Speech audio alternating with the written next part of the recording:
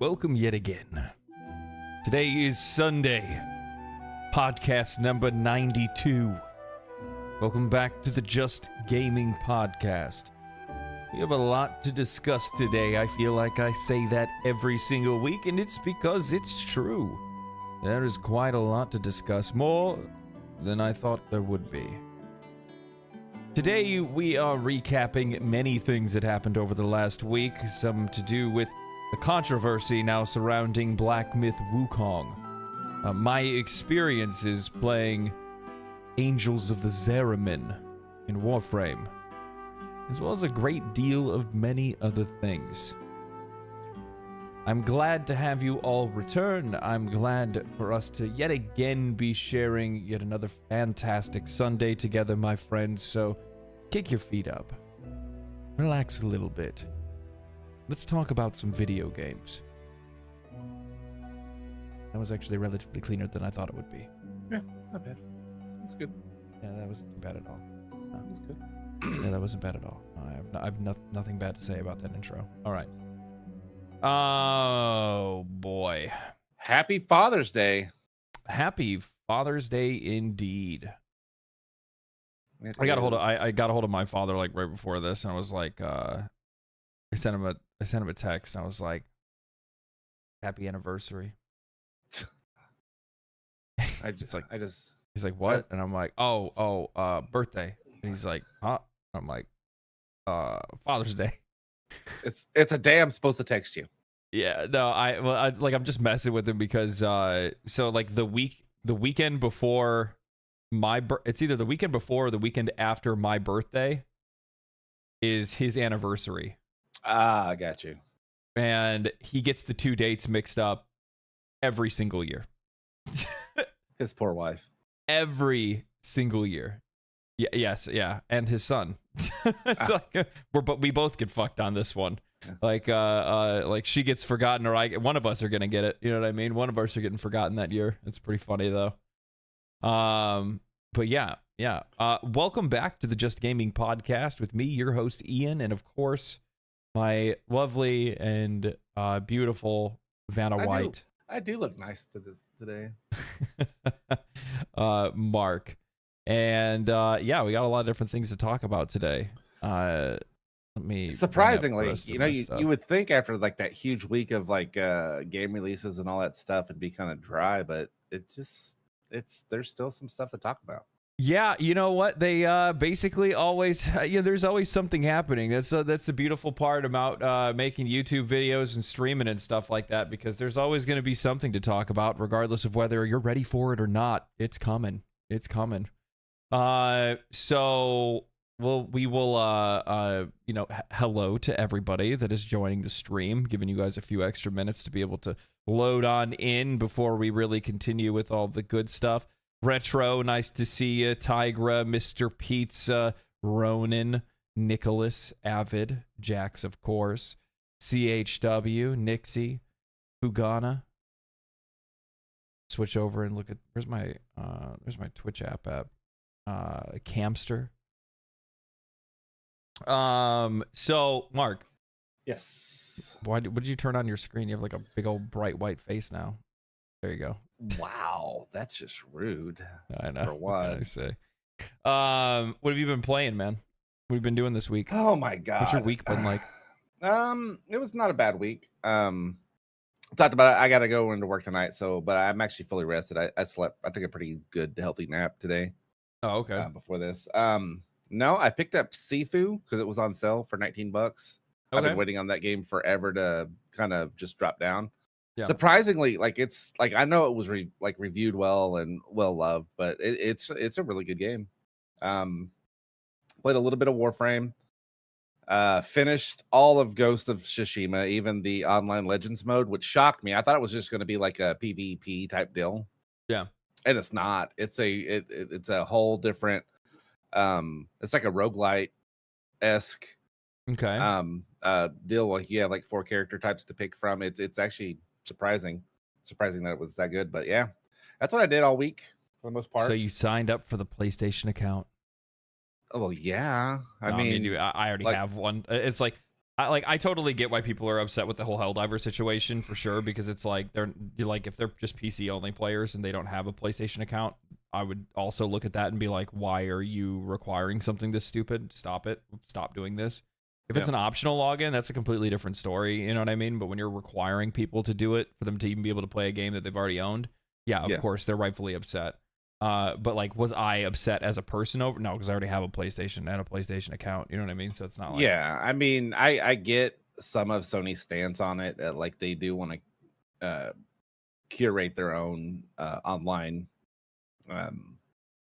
What's the best way? Like security for ecosystem is what they're looking to get. They want the data for marketing. Yeah, they want the data for that, but I can get on the other part of it for like just people being shitty to other people online. And then being held responsible for it. Yeah, for sure. What have I been doing? I've been all over the place actually this week. I played a little bit of Elden Ring. You know that I was playing it just before we started stream. The playthrough I'm on is at the Elden Beast right now, so I'm just trying to chunk through that and finish that, and then we'll be done. I think the playthrough that I have, actually the one that I've continued to push through, which is one that I had left behind before.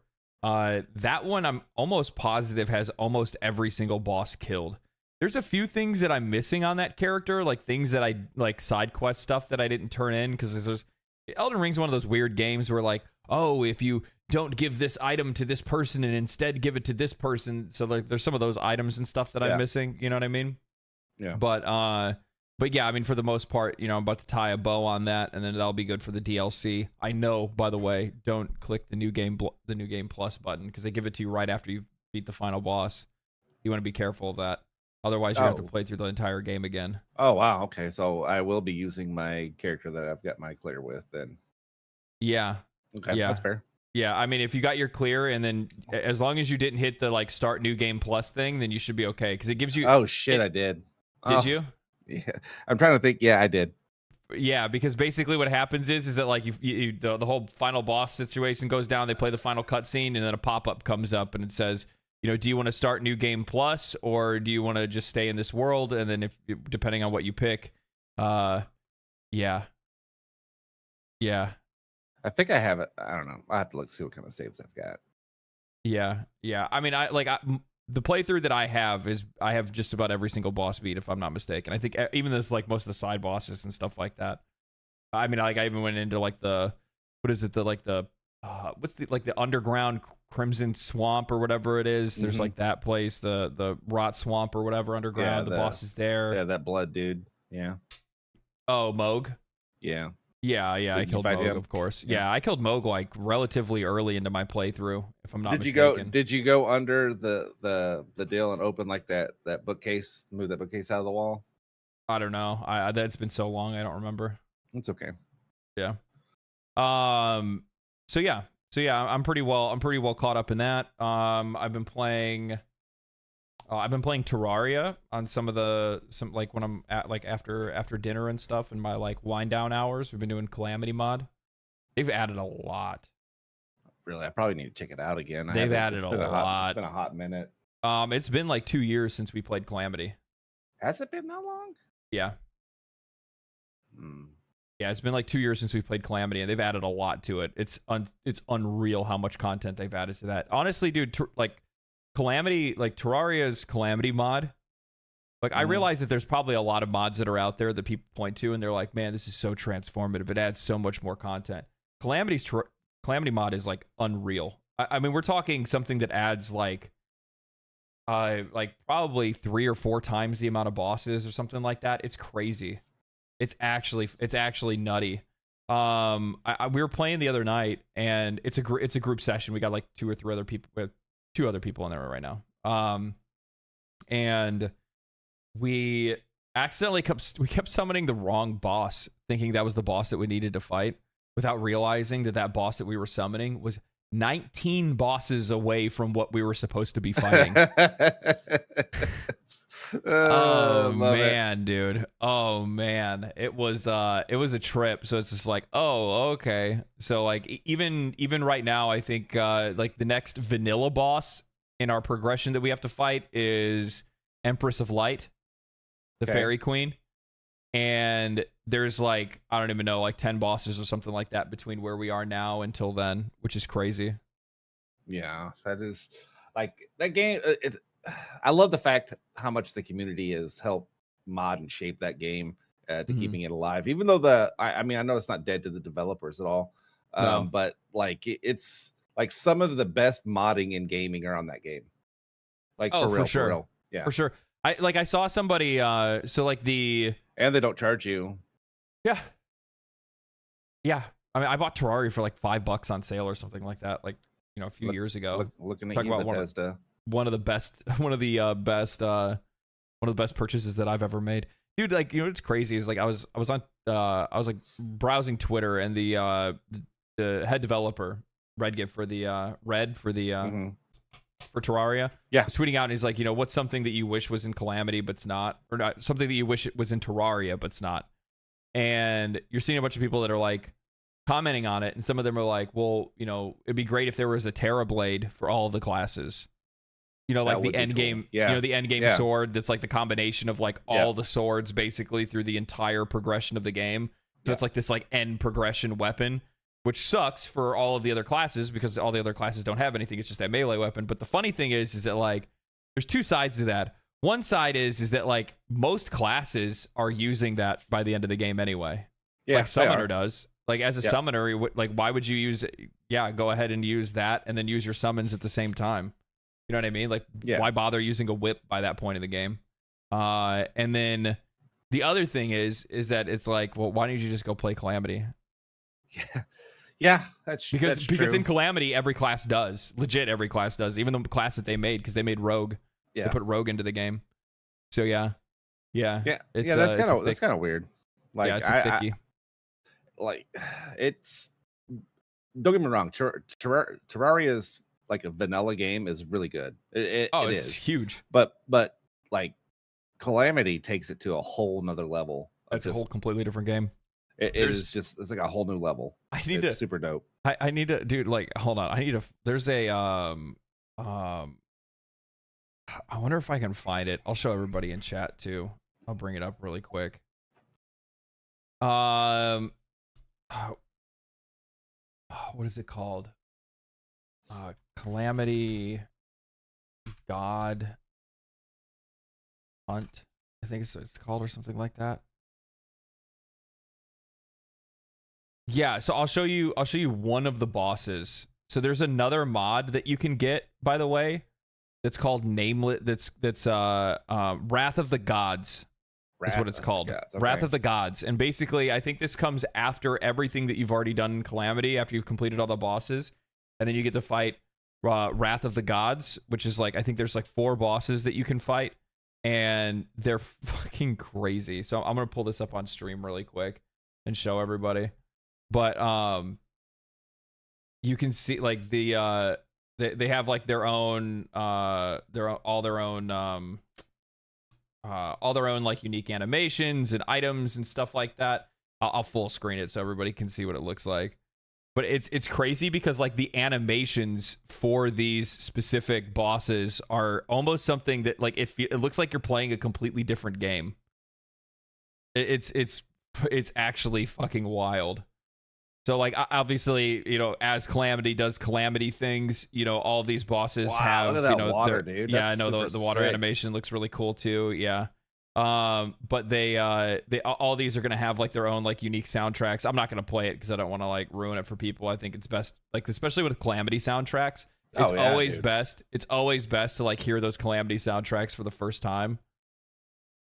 That's beautiful though. But like this doesn't even look like Terraria. Like the animations and stuff like that are so like the amount of effort, and like it's wild. This is just crazy. It really is. I need to get that health bar mod that they have. Why did they put that block over his face? Like a nameless god.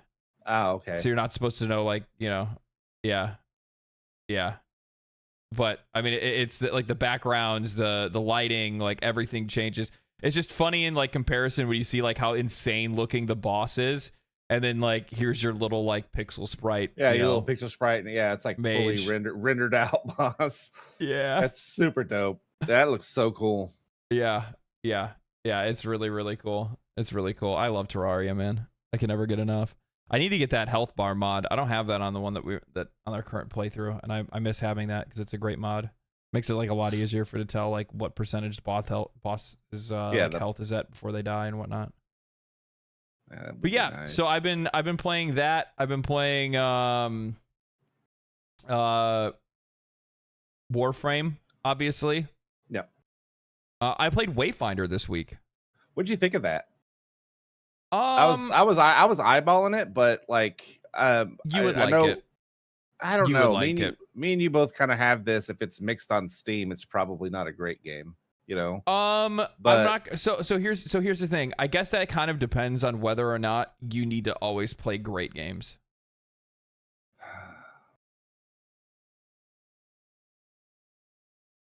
I think that's probably the best way for me to answer that. Do you think that you need to always play every game that you need to play needs to be an 8 out of 9 or 8 out of 9, 8 out of 10, 9 out of 10, 10 out of 10? There's no such thing as a 10 out of 10. Yeah, I don't know, man. No. There's 10 out of 10. It is not a 10. It is not perfect. Shut the There's fuck no game. up. There's no game that's perfect. You're so banned.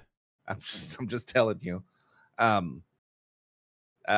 No, like I think if you're going off like ratings, I think like 6, like 5 and 6 are okay. You know what I mean? Mm-hmm. Usually when it's something mixed, it's usually not very like. I'm not saying the game. Like I thought when I watched you playing it that it looked pretty cool. I like the way that the art design and everything else. But yeah, I just wasn't sure like to pick it up or not. You know what? I would if I had to give it a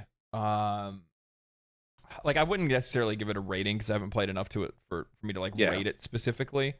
But what I would have to say is that like I think the vast majority of the game's issues lie in the fact that it was supposed to be an MMO and you can still see the DNA of that MMO there. Oh, you know what I mean? Yeah, so it got scaled back but left on the same frame. No, actually, I wouldn't say it like that. It didn't get scaled back.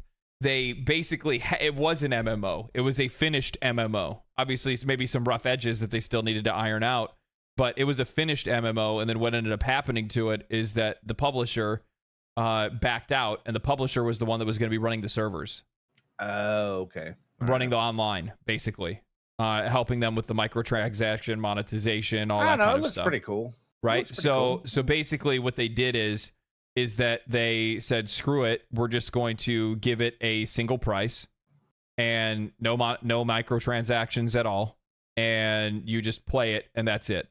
And it's just a co-op dungeon crawler MMO, or not MMO, but a multiplayer kind of, it's like Destiny Light, kind of Godfall-esque. With the because you're like heroes instead of like I don't really want to use Godfall as an example because that's a really shit game, but not I mean, but the ideology is the same. Yes. Whatever like armor you're wearing, you're that.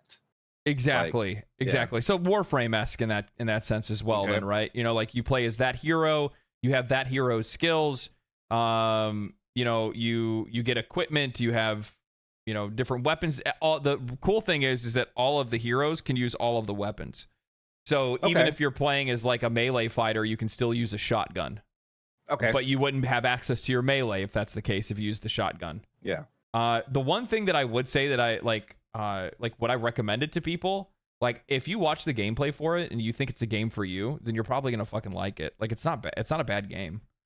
It's just not like an S tier. It's just not an S tier game. And I don't think there's anything wrong with playing games like that. I think they're still good games that you can still enjoy. Yeah, I play plenty of games that aren't, worldly renowned. You know what I mean? So yeah. No, I mean I enjoyed my time with it. Would I go back to it? For sure. Would I go back to it solo? No. I would play it with people. Gotcha. So if I had somebody else to play it with, yeah, sure. For sure I'd play it. Yeah. Yeah, no problem at all. Yeah, Wuthering Waves. I saw that in the chat. Did you see that they made $140 million in their first month? Yeah, I actually. So the thing is that I have it downloaded already. I'm gonna play it because I want to give it a shot and I want to see because it's been a long time since I've played a gacha game. And as somebody that will not spend money on it, I want to see it from that perspective as well. Yeah. I'm staying away from it just because I've got issues. Yeah, you got issues with that kind of stuff. I would stay away from gotchas if I were you, for sure.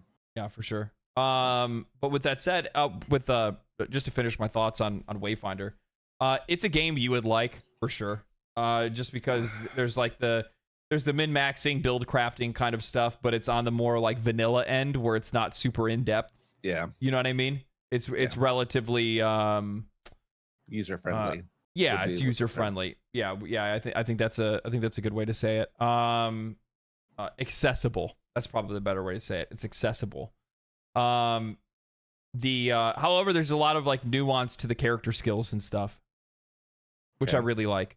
There's a lot of nuance to that. Like I played as a rogue, and the rogue is like super good at being able to like do deflections, and basically you need to like try to keep your combo meter up because that's going to increase the amount of damage that you do. And you know what, you're trying to like juggle your abilities. One of the abilities you have is an attack that actually has iframes built into it, so it's like timing that kind of stuff. There's some cool stuff with that. There's definitely some cool stuff that's there.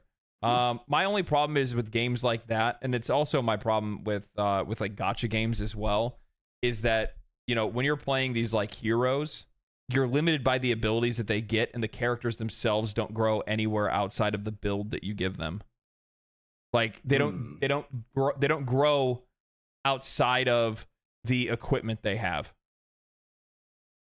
You get what I'm saying? Yeah. Like I don't get any other skills. The more I level, I'm not going to get access to anything else. Like you have 4 basic skills and a passive, and then that's what you're going to have, and you're never going to have anything else the longer that you play that character. So the only thing that you're looking forward to, bit on that, the only thing that you're looking forward to is new equipment. That's it. Upgrading your equipment and getting new equipment, and then hopefully future equipment has added functionality of some sort. But most of the times with a lot of these games, that's never the case. Yeah, that's kind of disappointing. Really. It's just how those games are made, though. Yeah, it's just how those games are made. For me, I think the ideology there is usually coming from a place of accessibility more than anything else. Yeah, like it's like, how do we make this game accessible for the widest audience possible, but we make it deep enough that the people that want to go deep can. And I think the middle ground that they find is relatively simple character design with nuance in the character's mechanics, so that they can still, like, there's a skill ceiling, right? Like a relatively high skill ceiling, which is good. But they don't make the skill floor super low, right? So you want to make sure that people can still get in and play it. And then you do the exact same thing to like the build crafting for it as well. Okay. I don't think that there's anything wrong with those. I don't think there's anything wrong with games like that. It just depends on the person. Yeah. I mean, all games depend on the person. I mean, not every game is made for every person, right? I mean, we've said it I don't know how many times. I mean, just because I don't like a certain type of game doesn't make it a bad game. No. Same with you and your opinion. So no, it's something you'd probably dig, though. Jade Shadows, what's that? And then obviously, I was playing Warframe this week, so I did Angels of the Zariman. Did you finish it? Yeah. Nice. Yeah. The only quest I have left is Whispers in the Wall.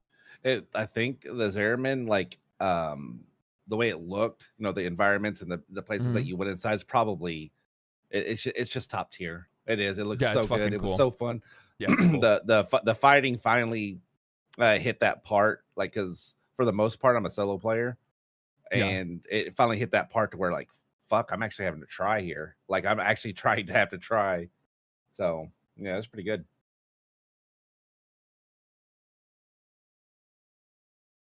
I enjoyed it thoroughly. The story itself I thought was really cool.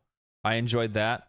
I enjoyed the the overall aesthetic of the place. Obviously, I see like that, and of course, like with everything else in fucking Warframe, like the minute that you unlock or do another quest, you have now then unlocked yet another yet another system within that game, a system within a system, and things like that, right? Yeah. So something to hunt. Yeah, another something to push for, another something to hunt. And yeah, which, I mean, there's nothing wrong with that. Like, that's one of the things, it's one of the reasons why folks like games like this to begin with, right? They each time they do any of these like more major updates where they introduce new story content, there's usually a system that's then attached to it. So then that gives players more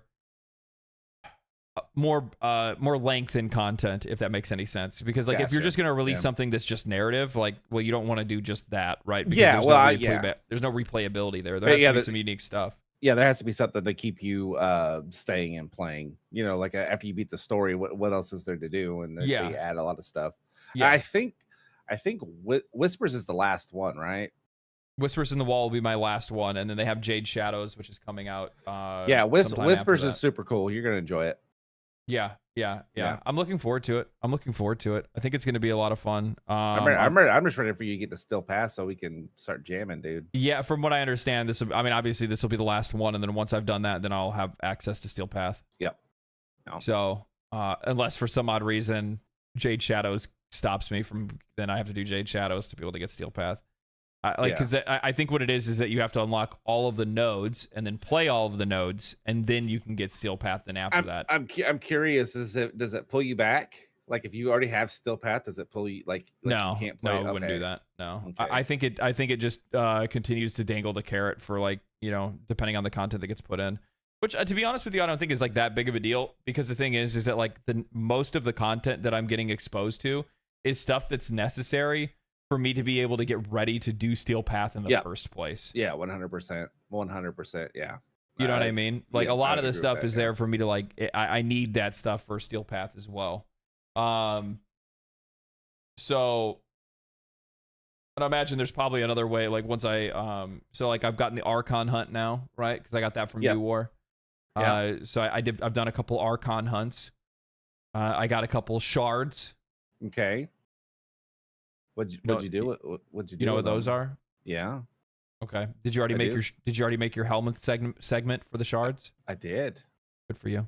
Yeah. I'm just trying to make sure you're keeping up. You know what I mean? Yep. Oh, dude, I'm keeping up. I'm my Wukong he's got 4 shards in him. Oh, okay. Yeah. Okay. Apparently you can switch those out and stuff at any time as well once you get like more powerful ones and whatnot. Yeah. The first Archon hunt that I did, I got a Tau Forge shard. Fuck off, because like I'm literally, you know how like the percentage goes up like every time you don't. I'm at 80% so fuck off. Next week, baby. Yeah. So I ended up getting a Tau Forge shard the first time around. It's a blue one, not a red one or a yellow one, which I guess isn't it's not like you can use it, obviously it's usable, but most people really like the red shards because those are more like damage based and stuff. You know what I mean? Yeah. So yeah. But I mean, either way, it was cool to, you know, have that luck come through as well. So I'm looking forward to that. Yeah. But yeah. It's I saw that and I was like, oh, cool. You're like eventually guaranteed to get one. And I was thinking, you know, once I hit 40, that's pretty good odds.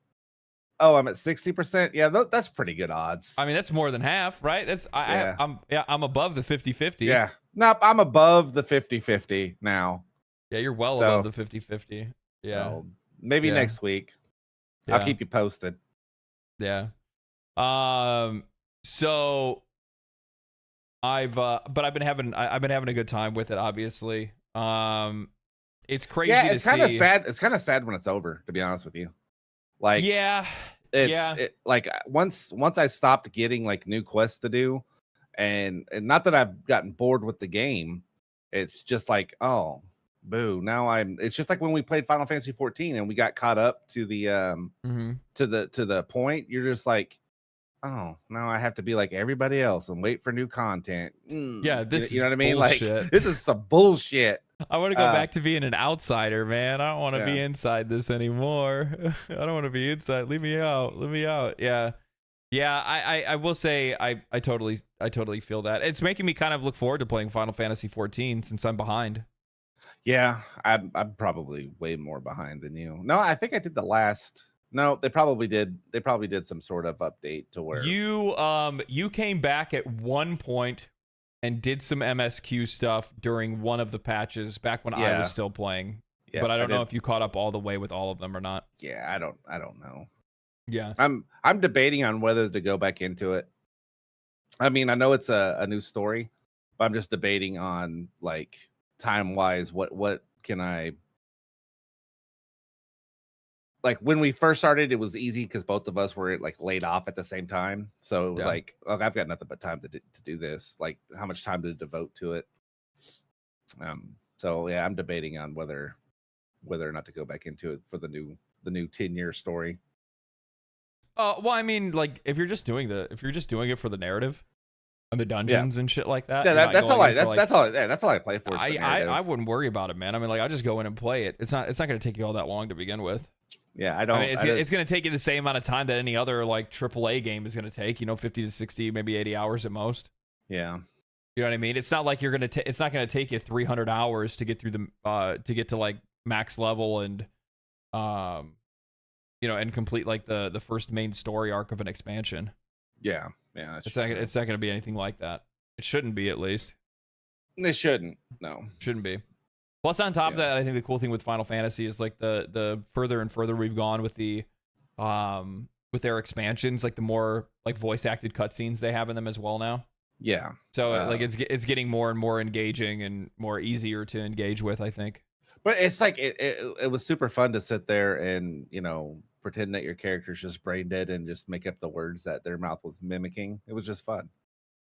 Like they'd ask you a question, their hand you'd be movements. Like, oh yeah. Or they're just random head movements, or their weird hand signals they throw out every once in a while. Gang signs, I think, is probably what it is. Yeah.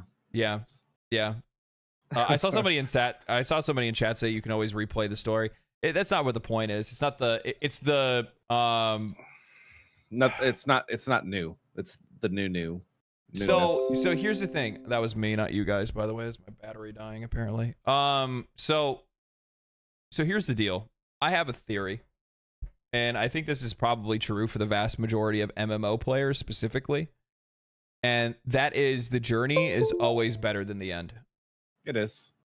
Like, not saying that like end game Warframe isn't fun and people can't enjoy playing it and they don't enjoy collecting things and making their frames powerful and getting better weapons and doing the incarnins and stuff like that and clearing Steel Path. I think Steel Path gives you that long chase, right? Because it's a progression path, right? Yeah. So there is something to that. But there's something else when you're doing all of that stuff, all of that like progression stuff, but you're progressing it towards a narrative goal. I think players like purpose. Yep. We like having purpose when we're playing something. I think that's really what it comes down to. And I think a really good example of that is also Final Fantasy XIV. Like, don't get me wrong. Like, I like writing. I love writing in Final Fantasy XIV. I love doing ultimates and dungeons and trials and extreme trials and savage raids and all that stuff. I like doing all that stuff, but none of that will ever compare to the experience that I had leveling my character and going through the narrative for the very first time. Yep. Nothing will ever compare to that. There's just no way that you can, because that discovering something new, that feeling of discovering something new, that being a part of a new community, learning how to play a game for the first time. Like, there's all kinds of different things that are involved with that first experience of playing a game that you're never going to get back. And when you continue to play in the end game, a lot of that is like, I mean, it's not that you're not having fun, but I think some of that also has to do with some like nostalgia chasing as well. You know what I mean? Yeah, like for sure. You're always looking to go back and get more of that feeling that you had when you first played. Get a hit of that dopamine. It's just, like, I mean, I don't know. I'm curious to see where this story is going to be going and what it's going to be doing. And I believe you said it on a stream. Like, it's easy to predict what like an update in the story is going to be, but it's super hard to do for a complete like new expansion. You know what I mean? Like, it's hard to predict where they're gonna turn it and go. I don't know, dude. God, what's the name of the last expansion? Endwalker. Yeah. That was gut wrenching for me to end that story. Like, there was parts in there that I was like, oh my God. Oh yeah. This is fucking unreal. Right? Well, I mean, it's like Endgame, fucking Marvel's Endgame shit. You know what I mean? Yeah. You're that, like, I'm not want to spoil anything for people that haven't played Final Fantasy 14. Yeah, but I don't either. I feel you. I feel But you. And I was just like, oh, man, I'm like that, like like a neglected child in the corner. Like, do I have the strength to do it again? You know what I mean? Like, Yeah. So yeah, I know what you're talking about. Yeah, should be pretty cool though. I mean, yeah, but I mean, I have that same feeling right now with Warframe, and I think it's a testament to both games. By the way, it's a testament to both Final Fantasy XIV, the experience of playing that for the first time, as well as playing Warframe for the first time, where both of them are so fucking similar. It's not even funny. I just now realize this. Very slow at the start. Not sure whether or not you actually like it or not, both mechanically and narratively.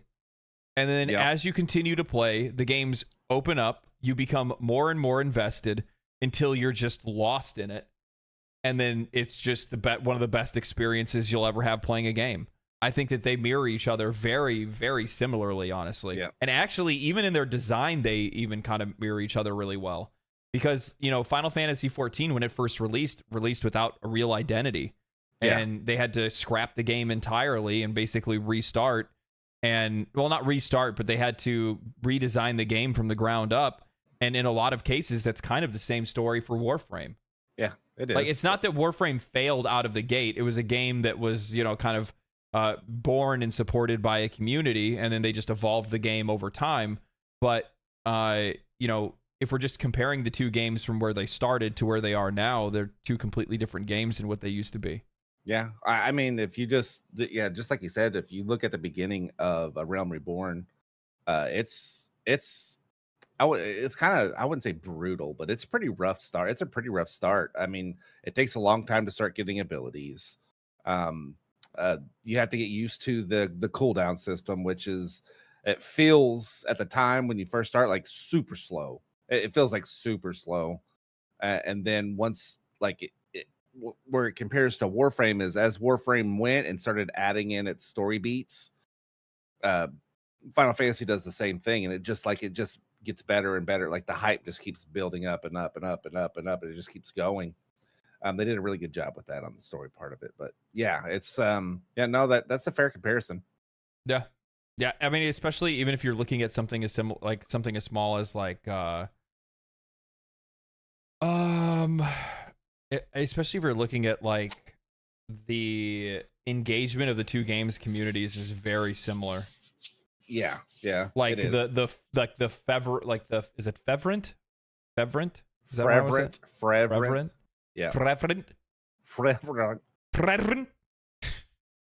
It's the like undying love that the player base have for the game. You know what I mean? And and I think that's kind of born from like the way the games are designed and the stories the game's told, as well as the obviously it's also the connection to the developers as well. But fervent, that's what it is. Fervent. That's what I thought. Thank you, smarter person than us. Fervent. Yes.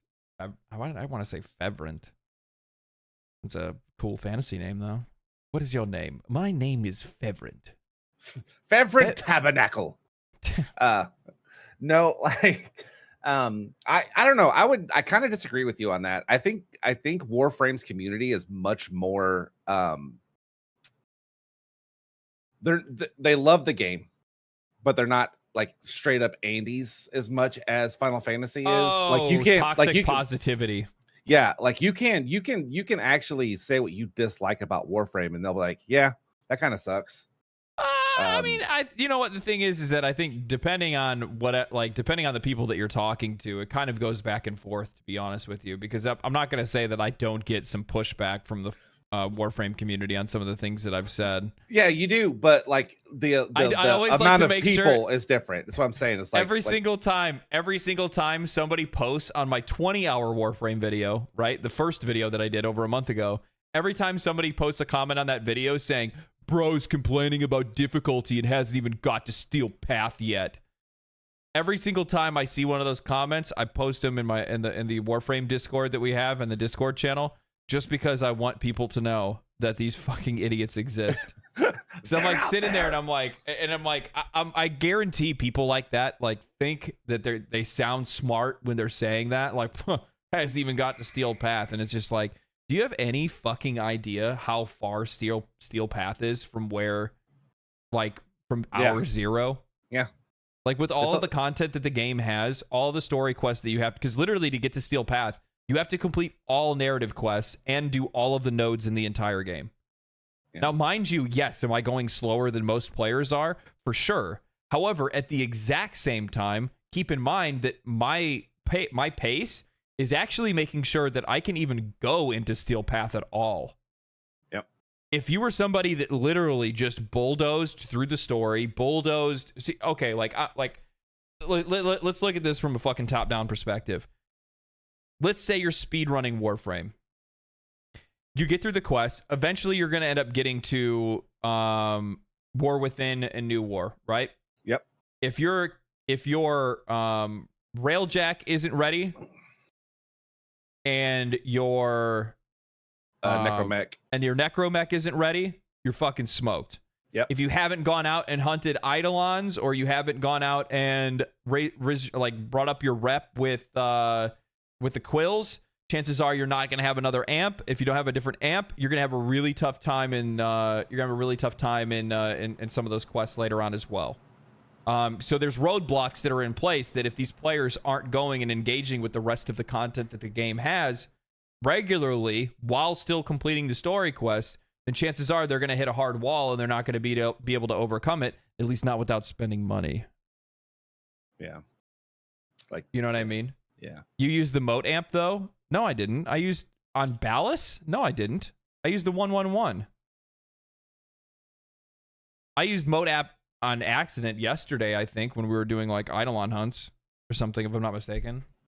But yeah. No. Yeah, I used the 111. I don't know what you're talking about. No, why are you using cap locks? Why are you yelling at me? I don't yell at you. We got a super chat, Mythics with the $9.99. The best time I've had chasing a narrative in a game has to be Dark Souls series. It may be something you have to seek yourself, but was most enjoyable. I could agree with that. I mean, probably my biggest beef with Dark Souls in general is they're having to do that. To be honest with you, I'm a lazy player. I want to play the game and then I want you to tell me about it. Well, I mean, that's why you have YouTubers. Yeah. You just pull up a Vadi fucking video, hour and a half or 2 hour long video on Elden Ring, one piece of Elden Ring lore. It's funny as shit. The issue against Ballas is he started tap fire. Yeah, that was the problem. I did not use the moat amp. It looked like I used the moat amp because I kept tap firing because I was used to using the moat amp, and I had a different amp that I could hold, and I was using the 111. I'm telling you, I did not use the moat amp against Ballas. I know that I didn't. He used it, guys. He who detests too much. At least I don't think so. I don't remember. No, I'm just kidding. I mean, maybe I'm wrong. I don't know. People are telling me I'm wrong. It doesn't matter. It really doesn't matter at all. In the grand scheme of things, yeah, it doesn't matter. Yeah, that's a good point. So with that said, there's a lot of roadblocks that are in place that'll keep players from progressing if they're not looking into any of the other content, especially if those players end up getting to Steel Path. And by the way, Steel Path, I have a hard... guys, you're going to really... This is going to be a hard pill to swallow. For the people that are out there that are being like, oh, bro's talking about difficulty and he hasn't even got to Steel Path. Is Steel Path hard or is Steel Path difficult? Because hard and difficult are two different... Sorry, challenging or difficult. Because challenging means that there's some skill requirement. Hard or difficult means that it's usually just scaling. You're just being outscaled. It's like, oh, their shields are harder, they deal more damage, and they have more health. And it's like, well, if that's the case, that's just a scaling thing. That has nothing to do with like the player needing to have any like prerequisite knowledge outside of builds. You know what I mean? Like you're still gonna play the game the same way. So like it's one of those things. Not saying that there isn't some challenging content in the game at all, but it's just one of those deals where it's like, I don't know. I think a lot of people also build up Steel Path to be something that it's bigger than what it actually is. Yeah, I would say so. You know I view Steel Path. You know what I view it as? I view it as your like New Game Plus in Borderlands. Kind of, yeah. When you go into True Vault Hunter mode. Yep.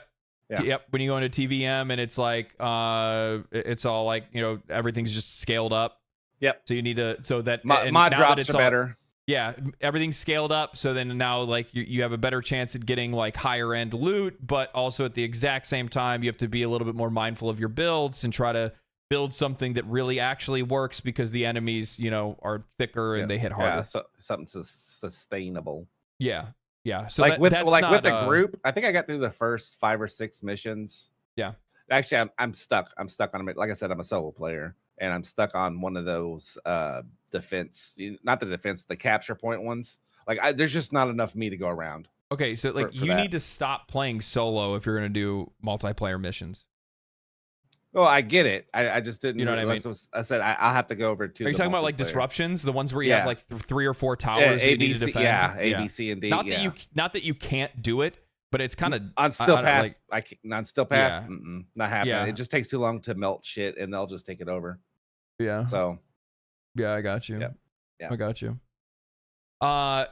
And what else was I going to talk about? But yeah, so I mean, either way, it's definitely bittersweet that I'm getting to the end of the story for Warframe. I'm looking forward to it because I'm looking forward to see what the future of the game is. Right? I'm excited to go to TennoCon. I get to go there and I get to learn more about the game and find out about what the future of the game is going to look like. Apparently, a lot of people are telling me the game's next major update, which is going to be like a big transformative update, similar to what they saw with like Plains of Eidolon and probably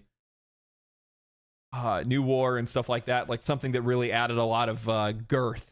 To the game. You know what I mean? Big. That's just meaty girth. Which is gonna be Warframe 1999. And that's going to be in December, I think, is what some people are saying. Or at least historically, they've updated in December. Yeah, you need to play Whispers. You're doing that, what, Tuesday? Yeah. All right, cool. Yeah. We'll talk about it after you get done. I'd like that. It's a discussion I'd like to have with you. Oh, the 1999 stuff? Yeah. Yeah.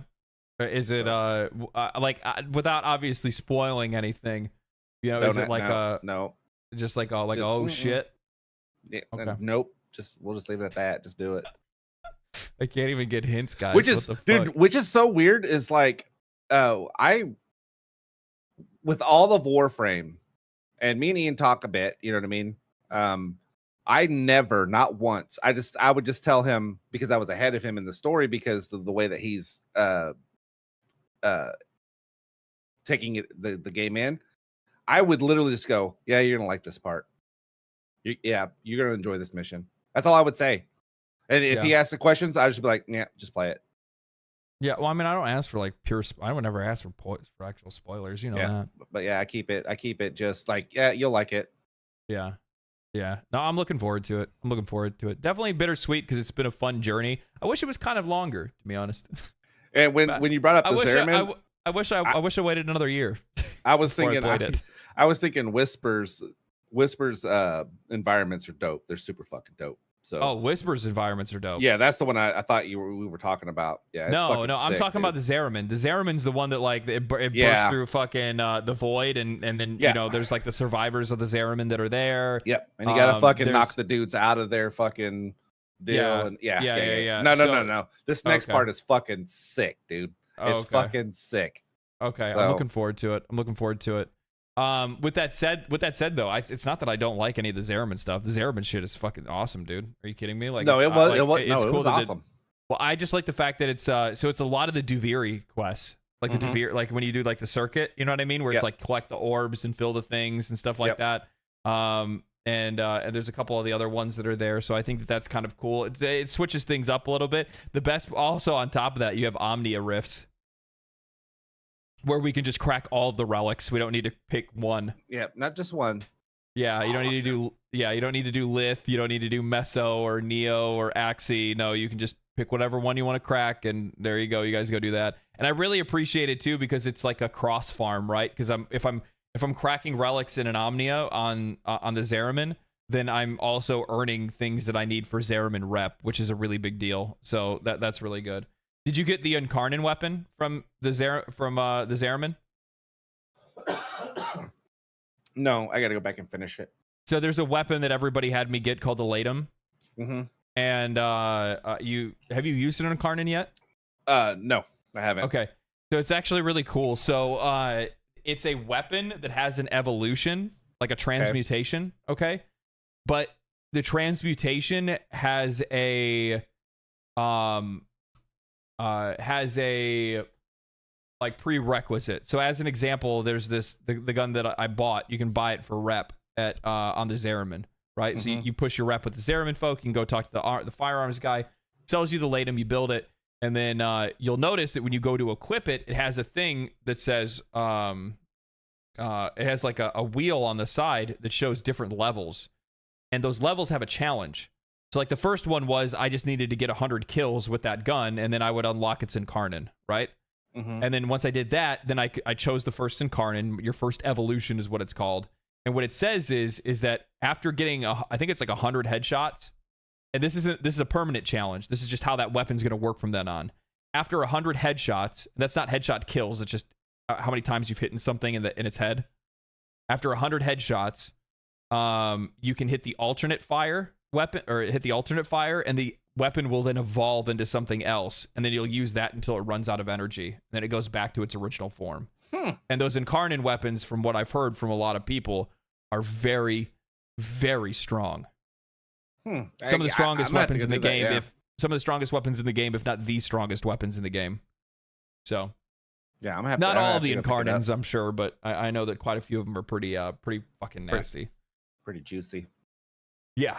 So like that's and then also if you're on Steel Path, you can do Steel Path Circuit, and you can get Incarnon weapons weekly. They're on a rotation. Okay. Yeah, I'm gonna have to go check it out. I guess I must have missed that part. I was just so hungry to get to Steel Path. I don't know why. I just saw that line. I saw that line, and I'm like, I gotta get to that finish line. Yeah.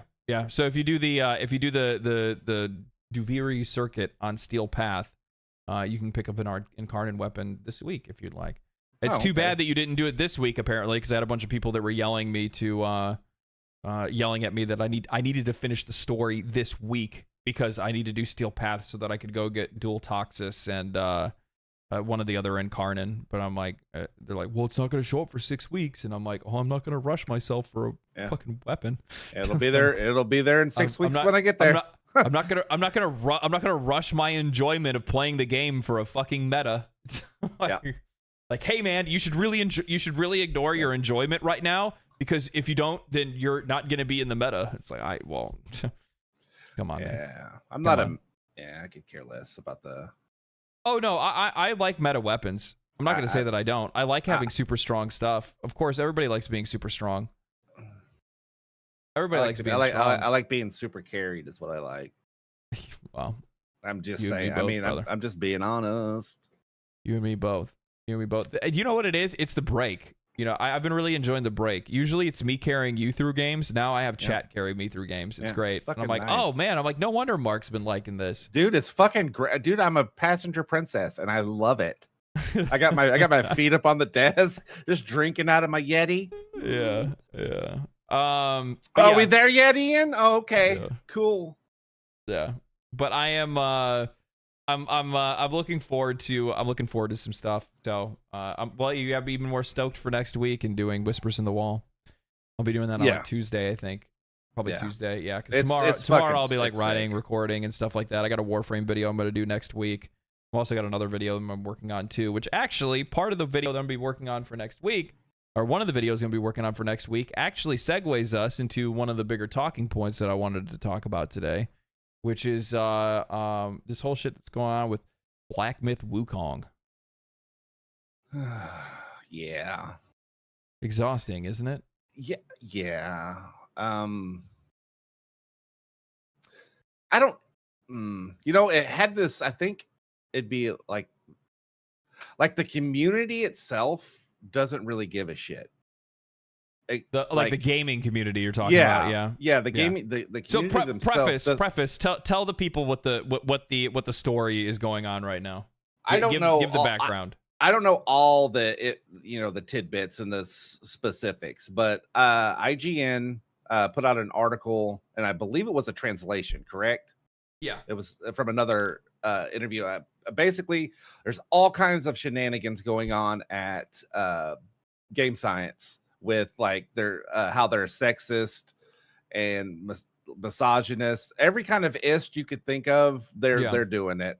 Yeah. And the only other games that they've made are mobile games within China. Yeah. So like it just came out, like it just kind of hit wrong when IGN put this stuff out, and a lot of the stuff is unverified. The sources that they have for them are unverified. Whenever you say, yeah, I have a source, and so okay, someone said this. It's just like that guy on Twitter that just spit out, hey, Microsoft's buying Steam for $4 billion, and then everybody ran with it. It's the same kind of thing.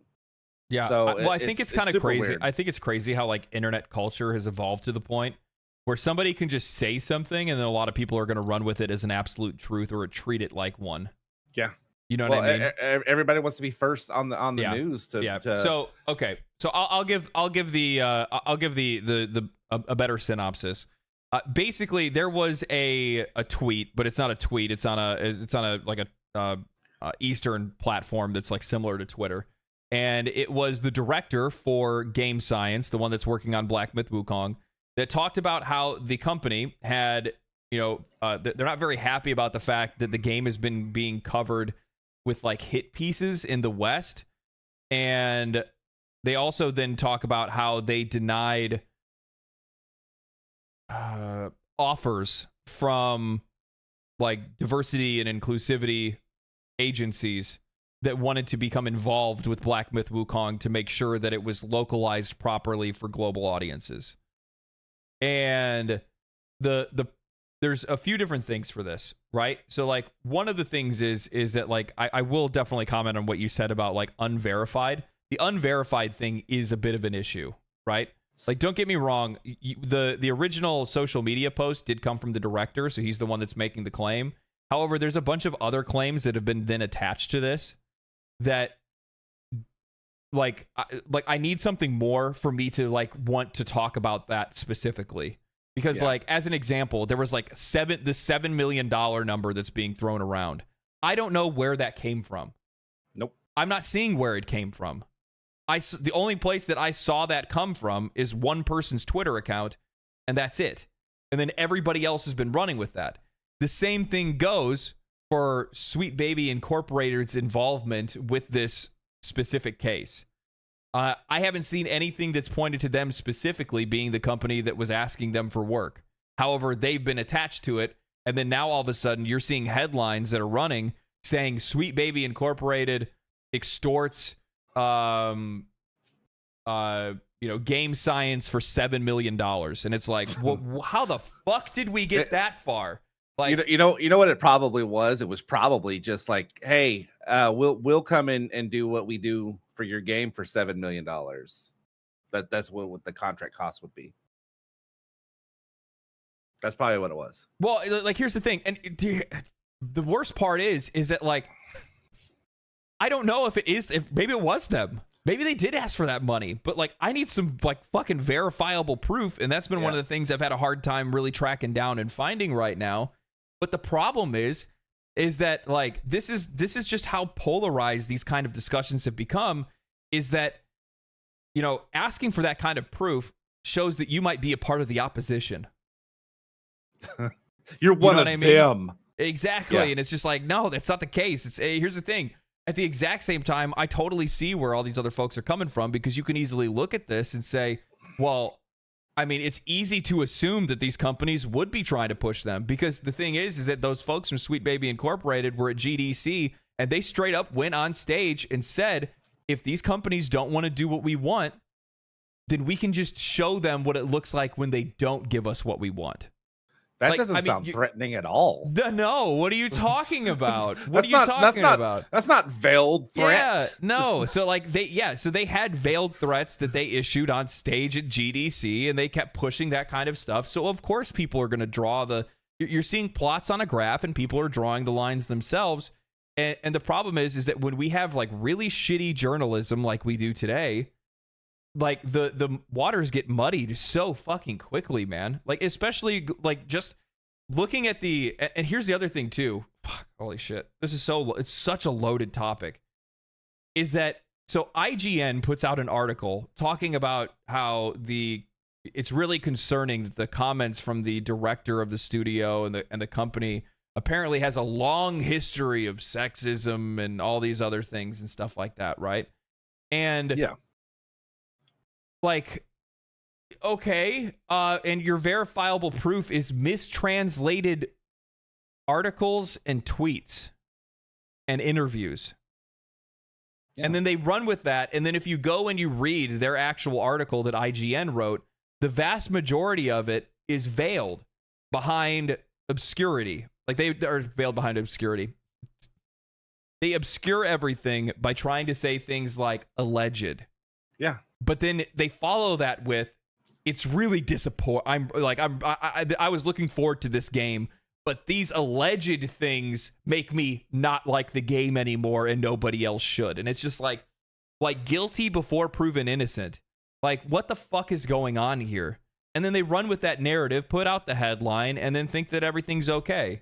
Yeah. And so, well, of course, if you say it, especially, I think my biggest problem with all of it is some people are covering it. They're saying all the stuff as fact. They don't even say allegedly or any of that stuff. They'll just say that entirely. They just say, yeah, they did this, and this.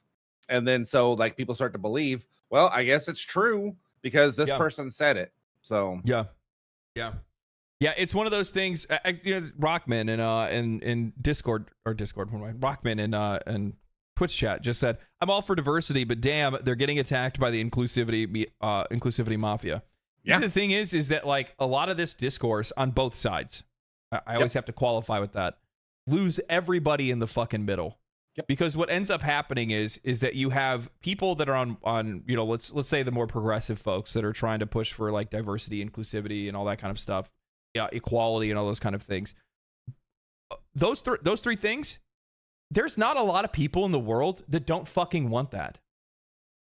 There's a very, very small portion of people that want that. There's a very loud amount of a small minority of people that don't want it. But the vast majority of just normal fucking people, of course they want diversity and inclusivity and people to have equal rights and things like that. The vast majority do want those kind of things, which then emboldens the people that are on that progressive side to do whatever they can to try to push that because they feel like they are fighting for something that's worthwhile for. And of course they are.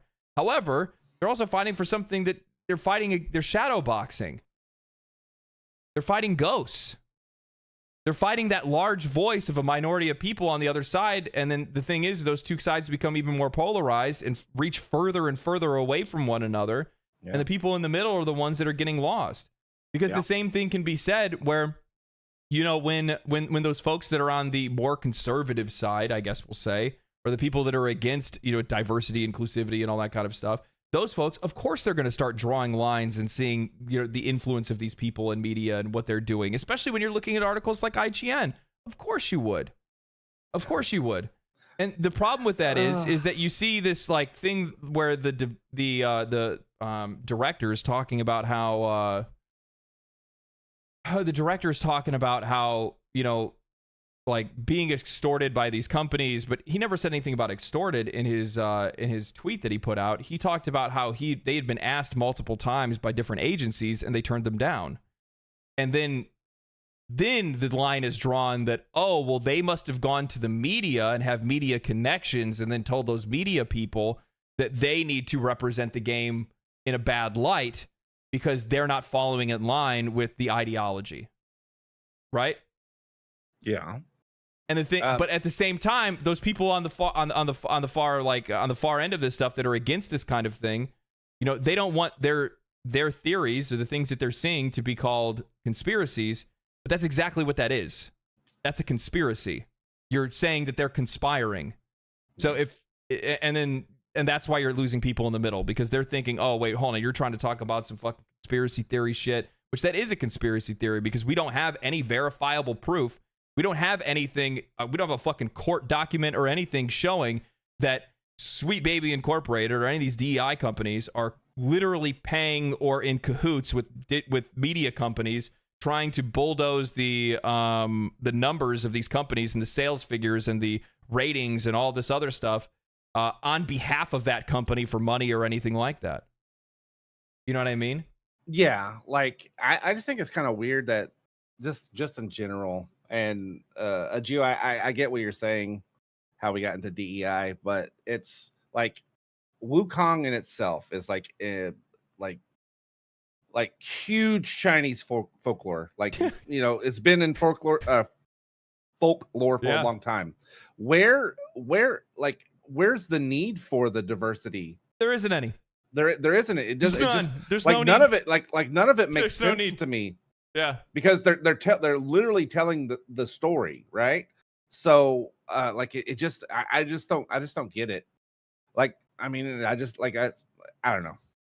It's a fucking video game, guys. Yeah. So like I think it's obviously fucking weird that these. But here's the thing. That's what these firms do. These firms are trying to make money. They're trying to go into these companies.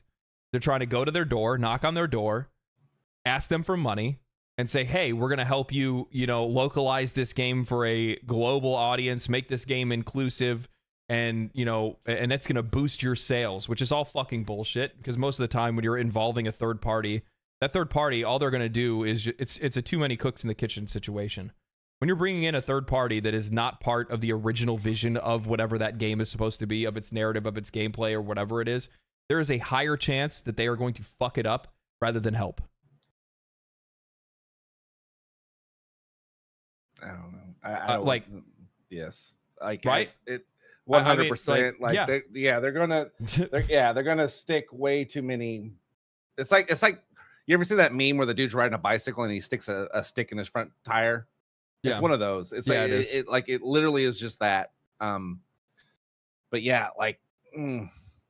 I don't even see where it fits in. So I think like the more that we talk about it, the more that I've seen of it, it's more and more starting to smell like bullshit. Like it just smells like bullshit. And I don't know. I think IGN Diablo 4'd you. And you want to know why I say that? You specifically? Is because when Diablo 4 came out, you put out this video about how it's gonna fucking be the, you know what I mean, just like this, whatever. And then for like the last 2 months, you've been like, you know what, IGN's really been doing good. They've really turned the other cheek. They've been, and then they're like, oh, here's D4. I mean IGN. You know what I mean? So it's dumb. I mean, Kotaku had their reckoning, to where if you go over there now, you see far less crazy ass articles. It's probably time for IGN to do the same. I don't know why IGN would publish an article like that. It's yellow journalism. They're going out there and they're making clickbait. They're looking for drama. Salacious articles that are trying to bring people in to, try to click as much as they possibly can. And the thing is that, like, I don't know why anybody would be surprised that IGN would put out an article like that. What are you talking about? This is the same IGN that let their main IGN Twitter account put out a tweet about how, what was it? Kai Cenat, the streamer who started a riot in downtown New York over PlayStation 5s, beat Elden Ring for the first time.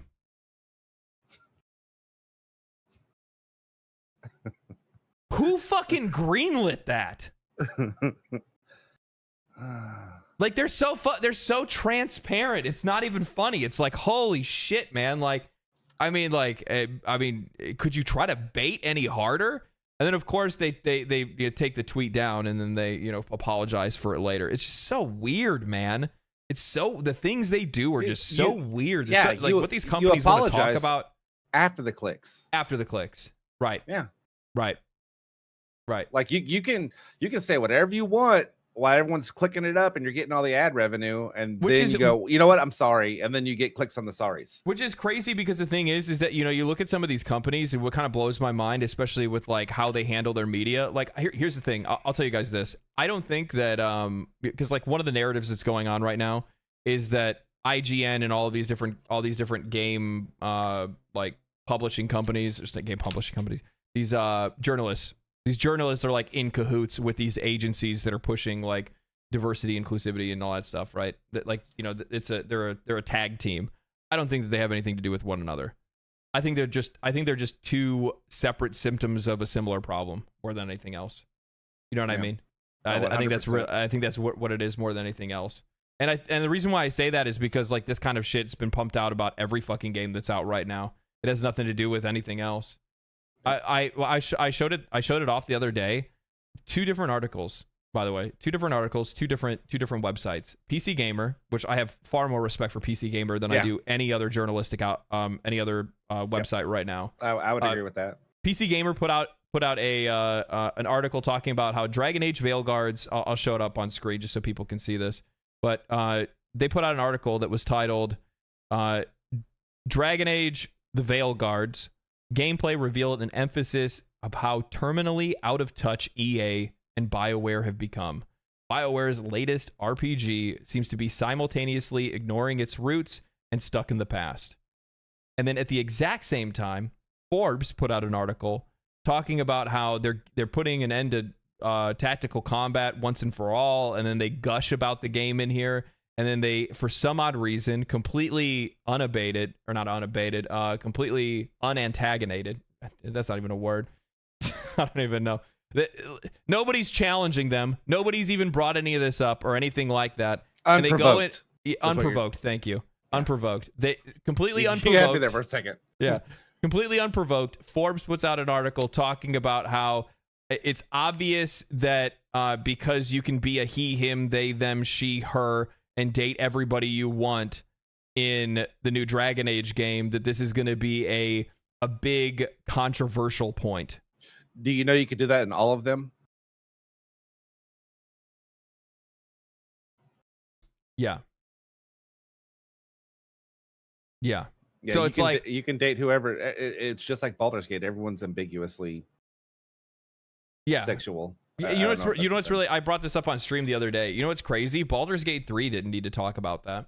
No, it didn't. It just had Baldur's to put out a bare video. Baldur's Gate 3 didn't need articles coming out, defending Baldur's Gate 3 from any crowds, because everybody, like, the thing is that, like, I think in a lot of cases, I think for a lot of people, to be honest with you, like, nobody has a problem with diversity, inclusivity, and any of that shit. Nobody has an issue with it. There are people that I'm sure that do. They're a very small minority, but I think that over time, especially as like we've seen a lot of these games come out, I think that now what's happening is that there's a lot of people that are now equating, like diversity, inclusivity, all that kind of stuff with low quality. Yeah, it's definitely putting a negative connotation on a game. 100%. I mean, if you look at the conversations on Twitter, I refuse to call it X. So if you look at it, it basically has just become another talking point for fanboys, and then another talking point on top of that for people who may not even be into gaming, just political. And so it does have a negative connotation. I mean, don't get me wrong, there's, like you said, most people, logical thinking people, would think that DEI is generally, it's just that would be the logical thing to do in general. It's just make it inclusive for everybody. But it's like, it's become such a hard knocking point. It's just like any kind of not to get into politics, but any kind of nail that someone can hit, because it's just a point, and that's what they're doing. They're just getting a jackhammer and just nailing that hammer in. Yeah, that nail in. It's becoming the thing that you hate. I think is the best way to look at it. Becoming the thing that you hate, because the thing is that like when I see it, right, when I'm seeing like what we don't like is forced, right? We don't like anything that's forced, because if it's forced, it's generic. And if it's generic, then we know why it's there. It's there for marketing purposes. It's there for virtue signaling points and stuff like that. Why can't you just make a good character? Yeah. The problem is that when you start adding qualifiers, when you say we need to make a strong female character, no, just make a good character that just happens to be female. But the problem is when you're forcing yourself to do something rather than doing something organically, it's going to come off generic, and it's going to come off the way that it probably should, which is that you're doing it with the wrong intentions. You're not doing it to make a strong character. You're doing it to make a point. Yeah. Or you're doing it for money, or you're doing it for, whatever other kind of outside motivation, rather than just making a good character. You know what I mean? And I think that over time, people have now gotten to the point where it's so transparent to see in media today, whether that's video games, TV shows or movies or whatever, that it's so easy for us to be able to see this stuff that we go, that's going to be garbage, because we can tell that they're forcing it. Yep. We can tell that they're forcing it. You know, you look at television shows, She-Hulk, look at what's that Star Wars show that's going on right now? Acolyte. Oh my God. Did you see I've been watching the show. Yeah, how is it? You like it? I like it. What about that summoning ritual thing that they did? What was that about? The summoning ritual. Yeah. So okay. Did I just see that out of context, or Yeah, you did. Well, okay. You fell into the internet trap. Okay. Educate me. Okay, so but first, Theraclov asks why does Forbes why does Forbes even report on gaming? It's because it's $100 billion industry. That's why they report on it. Because video games are the biggest entertainment industry out of all entertainment industries. And most people that are it's 4 times the size of movies and music and TV shows. It's huge. Most people that are into stonks and stuff like that they don't play video games, so they use stuff like that as a indicator for what they should put their money invested wise. All right, so okay, so the ritual. Let's get into this. The ritual. It's okay. It's not as bad as Sabrina the Witch. Okay, it's not as bad. Okay, wait, hold on. Now you're qualifying. I gotta. No, I'm not. Are you over here Star Wars standing right now? I'm not qualifying. I'm prefacing. Okay. Yeah. Okay. But I mean, when you invoke Sabrina the Witch, the teenage witch, like that. Okay. So you have this group of witches. All right. Yeah. So they're all women. They're all women witches. Yep. Of different varieties of species. Nothing wrong with that. Nothing wrong with that. Then you have these 2 girls. They're twins. Okay. And so the mother, the head witch, she didn't carry them. She had one of her lieutenant surrogates. Witch. Yeah. So had her carry the babies, and they were afraid that the Jedi would find out about how they produced these girls. Okay. Right?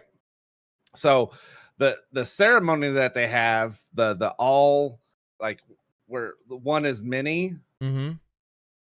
Yeah, I don't have a good excuse. I mean the like off key like chant. Yeah. One lady just goes right in the middle of it for no reason. So yeah, I don't have a good excuse for it. Oh man. It was I don't know. Yeah. Basically they were the ones, like this show is outlining Jedi as bad guys. Okay. For the most part.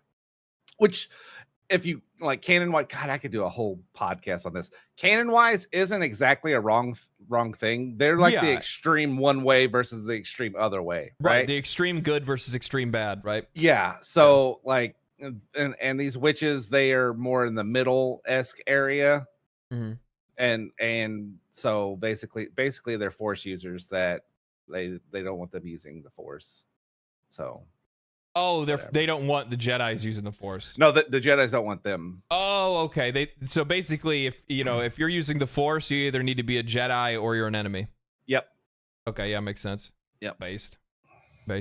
So. But yeah, no, I mean, but you get where I'm coming from, though. I think I think that in a lot of cases, I think that like people can look at stuff nowadays, and the problem is that there's going to be stuff that's going to be caught in the crossfire. I think that there's going to be good television shows, good movies, and good games that are going to be written off at the very start, because people are going to start getting conditioned to believe that, when they see a female protagonist character, that this game is, being made for the wrong reasons. That character is in that position for the wrong reasons. Yeah. Well, yeah, it is when you. It's almost like shadow racism or sexism when you solely pick a character and the major defining factor was the color of their skin or their gender. It's that in itself is the definition of racism. You know what I mean? So it's like I don't know. There's no good or bad. Like I just like I got to the point where I just don't care. I'll watch whatever. It doesn't matter as long as you're not trying to beat me over the face with it like Sabrina did. I'm good. Yeah, that was rough. You know what I mean? So that was rough. Like I'm enjoying the show just because I like Star Wars. So yeah, but yeah, I think that in a lot of cases, like the thing is that like this. I don't know, man. I'm wondering if maybe there is a whole fucking thing that's going on where these companies are getting extorted. What if Activision Blizzard didn't want to like retcon all of their characters? You know what I mean? Yeah. What if Square Enix didn't want to make Forspoken? Yeah, that's true. Fucking lie. I mean, I don't think it's just one of those things. I'm sure they're going out there and they're pushing their shit. Here's the thing, like they're doing a sales job is what it is. They're going out there and being like, well, you know what's going to happen if you don't. But the funny thing is that like with the track record that a lot of these companies have that get involved with these games, their track record is garbage, dude. Mm-hmm. You know what I mean? Like any game they touch is not doing well. Like some of them do okay, but they were also like IPs and franchises that were already healthy to begin with. You know what I mean? Like as an example, like they had a third party company get involved with Spider-Man. Sweet Baby Incorporated, I think, got involved with Spider-Man 2. Spider-Man 2 still did well. It was still well received. People still really liked it. Where there was some awkward shit in it that made people go, eh. And I think that's the stuff that people are noticing. I think people are noticing outside influence on these games because it doesn't make sense in the context of it. You know what I mean? If I'm drawing something in my own art style, right? And then I hire somebody else to come in here and say, hey, can you do me a favor? I need you to finish this drawing for me. Can you draw the axe on this warrior? And then people look at it and go, huh, that axe doesn't look like the rest of this picture.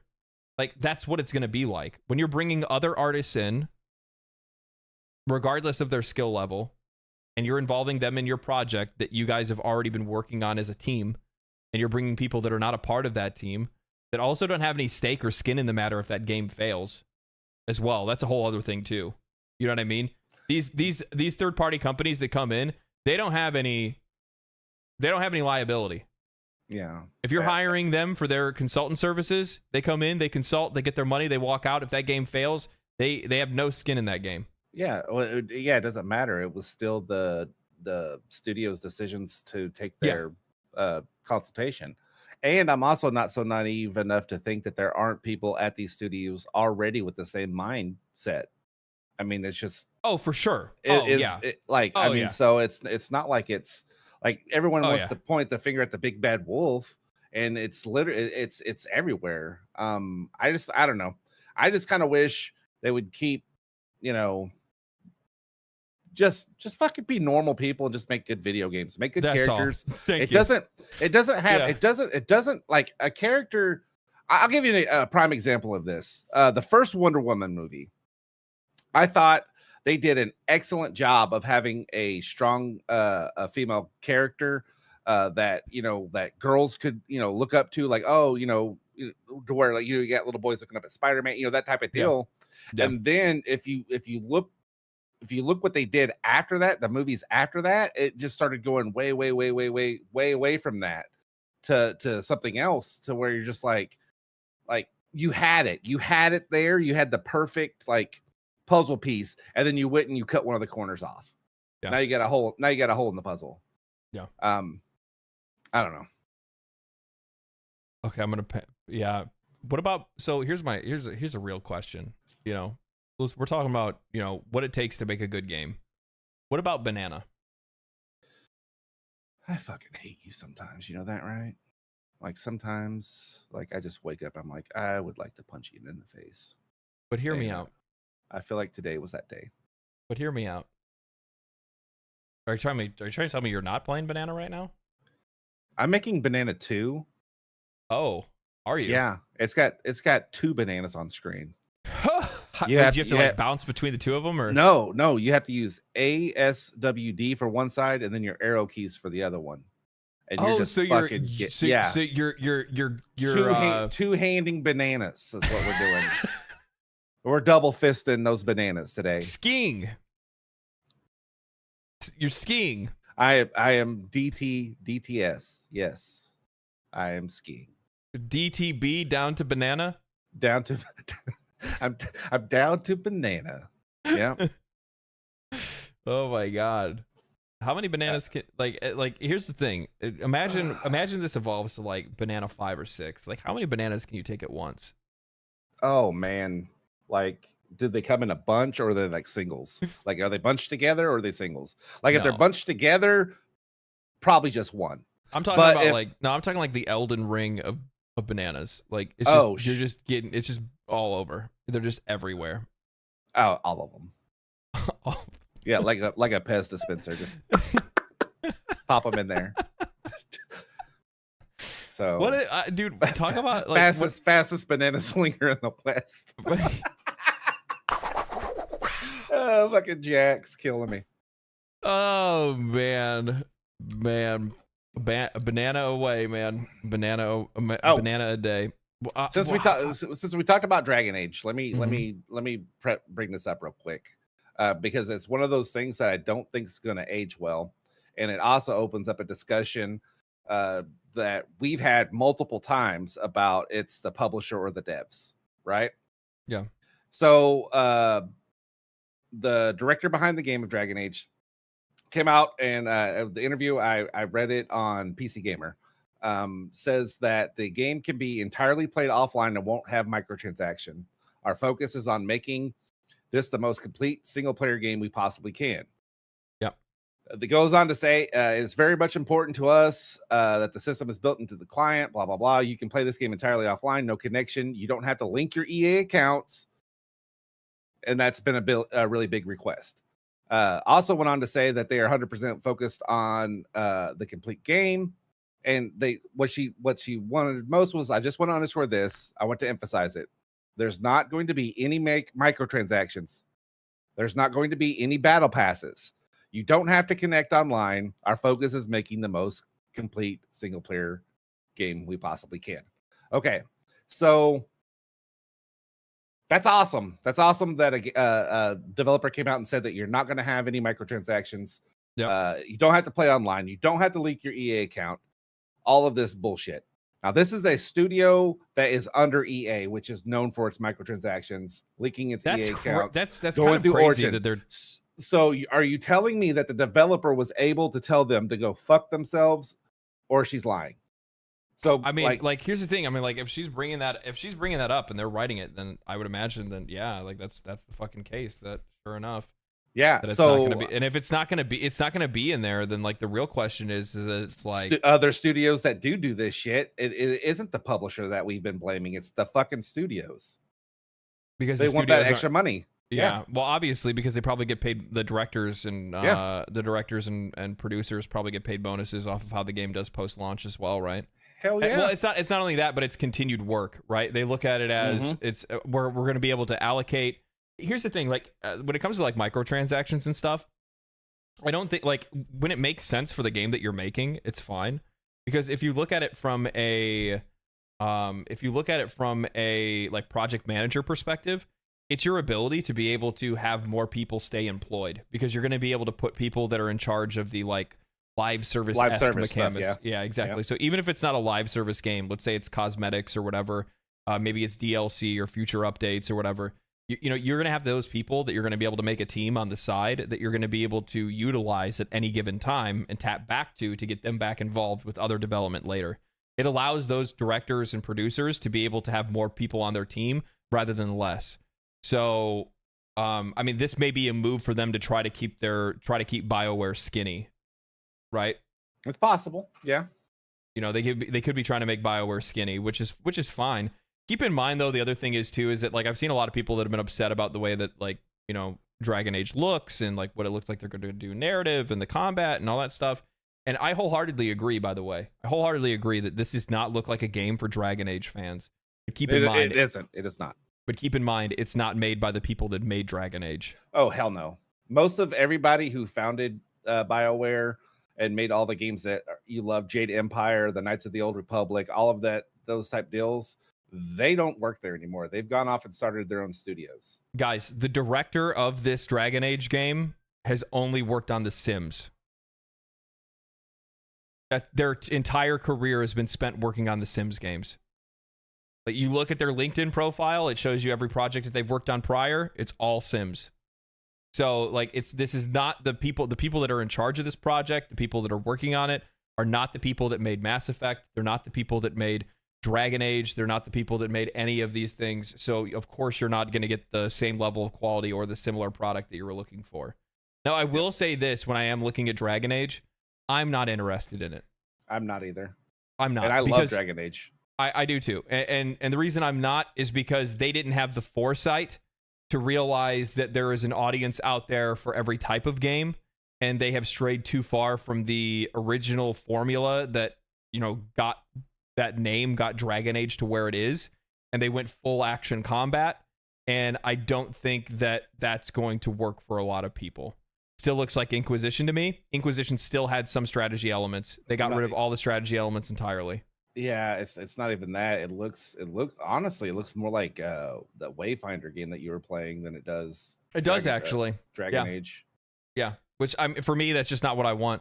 And the thing is that I've seen a lot of people that have kind of pointed out, they're like, oh my God, well, you know, I can't believe that they're going to release a game like this with the success of Baldur's Gate 3. Baldur's Gate 3 was less than a year ago. This game's been in development for like 6. Yeah.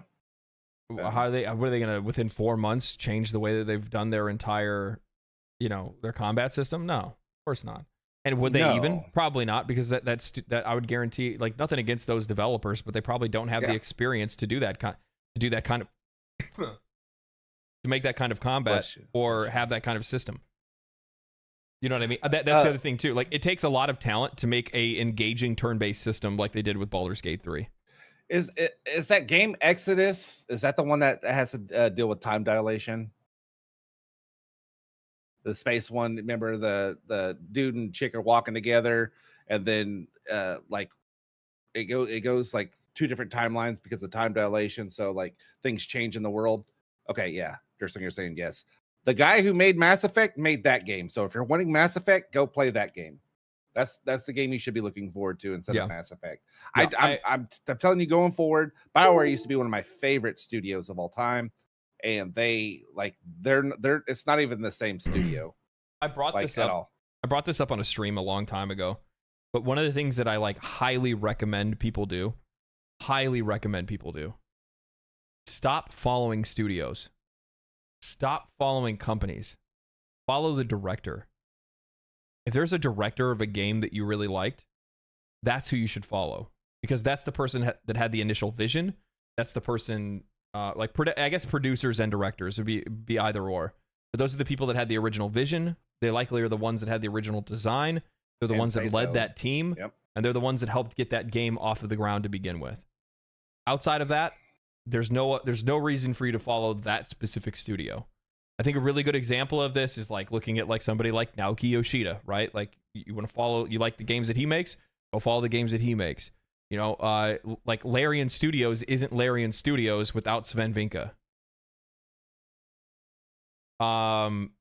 Would we have Dark Souls and Elden Ring without Miyazaki? Yes. We would? Sure. I mean, it wouldn't be as good, but yeah. Yeah. Well, I mean, it's his brainchild, so they probably wouldn't. Did you see him fucking just trolling people? Mm-mm. Oh my God, there's an article on PC Gamer. So I guess they did a poll within the studio, and most of the devs want to do a remake or a PC port Bloodborne. of Bloodborne. Yeah, no, it wasn't that. And he was I'm not allowed to say if I would or if I wouldn't, but I don't think it would be a bad thing. You know what I mean? Like, well, he's not trolling. He gets asked this question all the fucking time. Oh yeah. So the thing is that and they can't do it because Sony owns the product. Yeah, they own the IPs. They own the IP. Yeah. So chances are they're probably, if they're gonna make a Bloodborne for PC or a Bloodborne remake or remaster, they're not going to have Square. They're not going to have FromSoft do it. They're probably going to have Bluepoint do it. Yeah, Bluepoint or Nixies. Yeah. Yeah, and because it's going to be cheaper, right? Yeah. They don't want to pay that. They don't want to pay that. Like especially after Elden Ring, there's no way that you're going to be paying FromSoft to make you a console exclusive anymore. I'm sorry. Like that's just that's way too much money. Yeah, right. It's way too much money.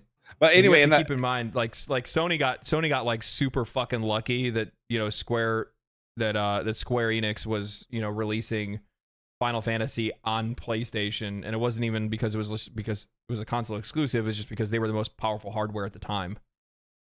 You know what I mean? Yeah, it was. Because I mean, originally they were making Final Fantasy games for Nintendo. Yeah.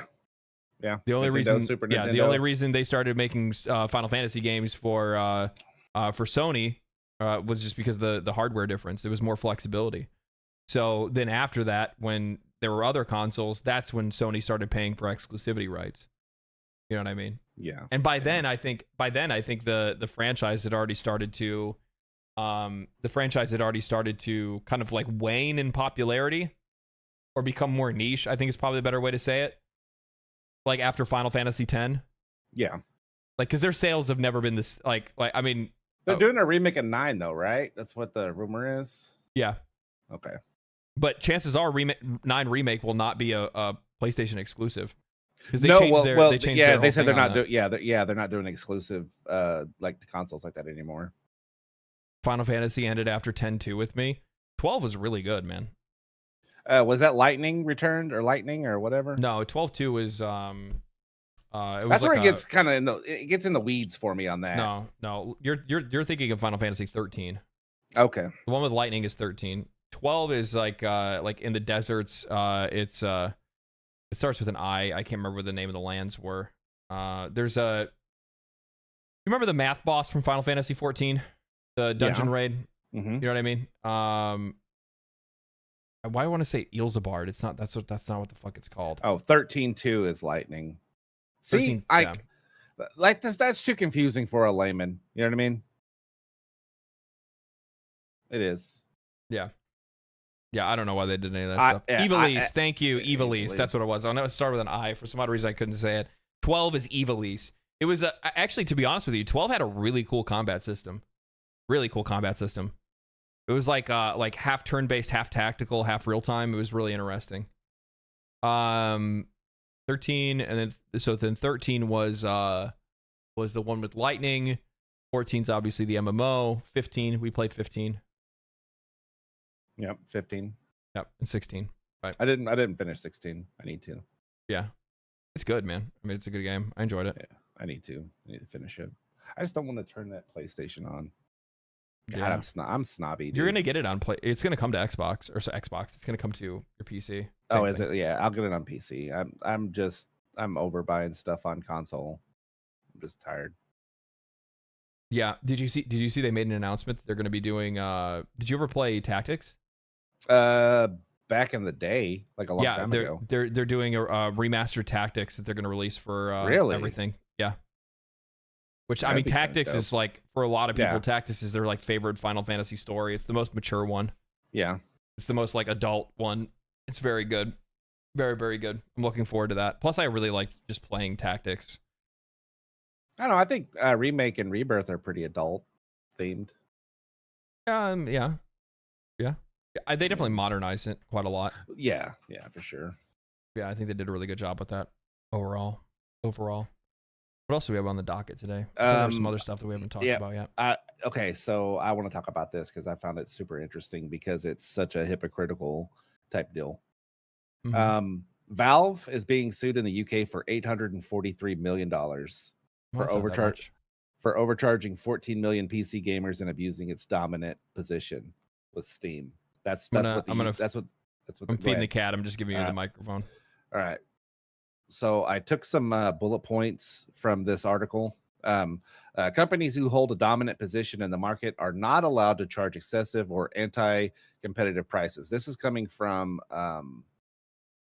the lady who's heading up the lawsuit. They also cannot impose other unfair trading conditions that prevent or hinder others from competing with them. Now, they believe that the Valve Corporation has been unfairly shutting out competition for PC games and in-game content, which has meant the UK customers have paid too much for these products. Okay, I can see where they're coming from with those two bullet points that I just read you. Where they lose me is at the bottom. The suit also alleges that Steam's preeminence has enabled Valve to continue charging an excessive commission of up to 30% to game publishers, which in turn results in inflated prices for customers. Okay, so why is it a game on Steam is $70? The publisher has to pay them 30% of the sales, but that same game is $70 on PlayStation. That same game is $70 on Xbox. That doesn't make sense. Like it like they're singling out one storefront, saying that because of their practices, that's what the game prices are, versus what the other console companies are doing. The other console publishers that even they publish their own games at $70. So it doesn't make it just doesn't make any sense. That's right. So a third party, you're right. So a third party, 30% goes to Xbox, and PlayStation gets a 30% as well for third party games. But so why don't the so it doesn't make any sense that their first party title should then be 30% cheaper, correct? Yeah, the math does not math. And I can't, like, they're going for $843 million. I don't even know how the hell they're going to prove that. That's insane to me.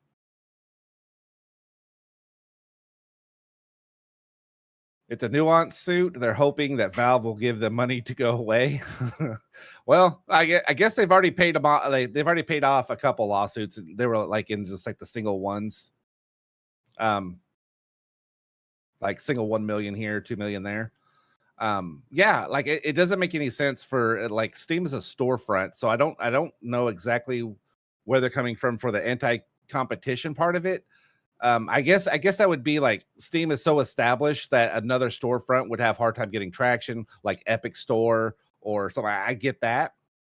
But the Epic Store even offers a smaller commission fee to sell your game, and people still refuse to use that store. But guess what? That smaller commission free, the game is still the same price for sale to the consumer. That's really fucking weird. It makes none of it makes sense. It's not like you're buying games for $50 to $60 on Epic. You know what I mean? Yeah, it's not like it doesn't make sense.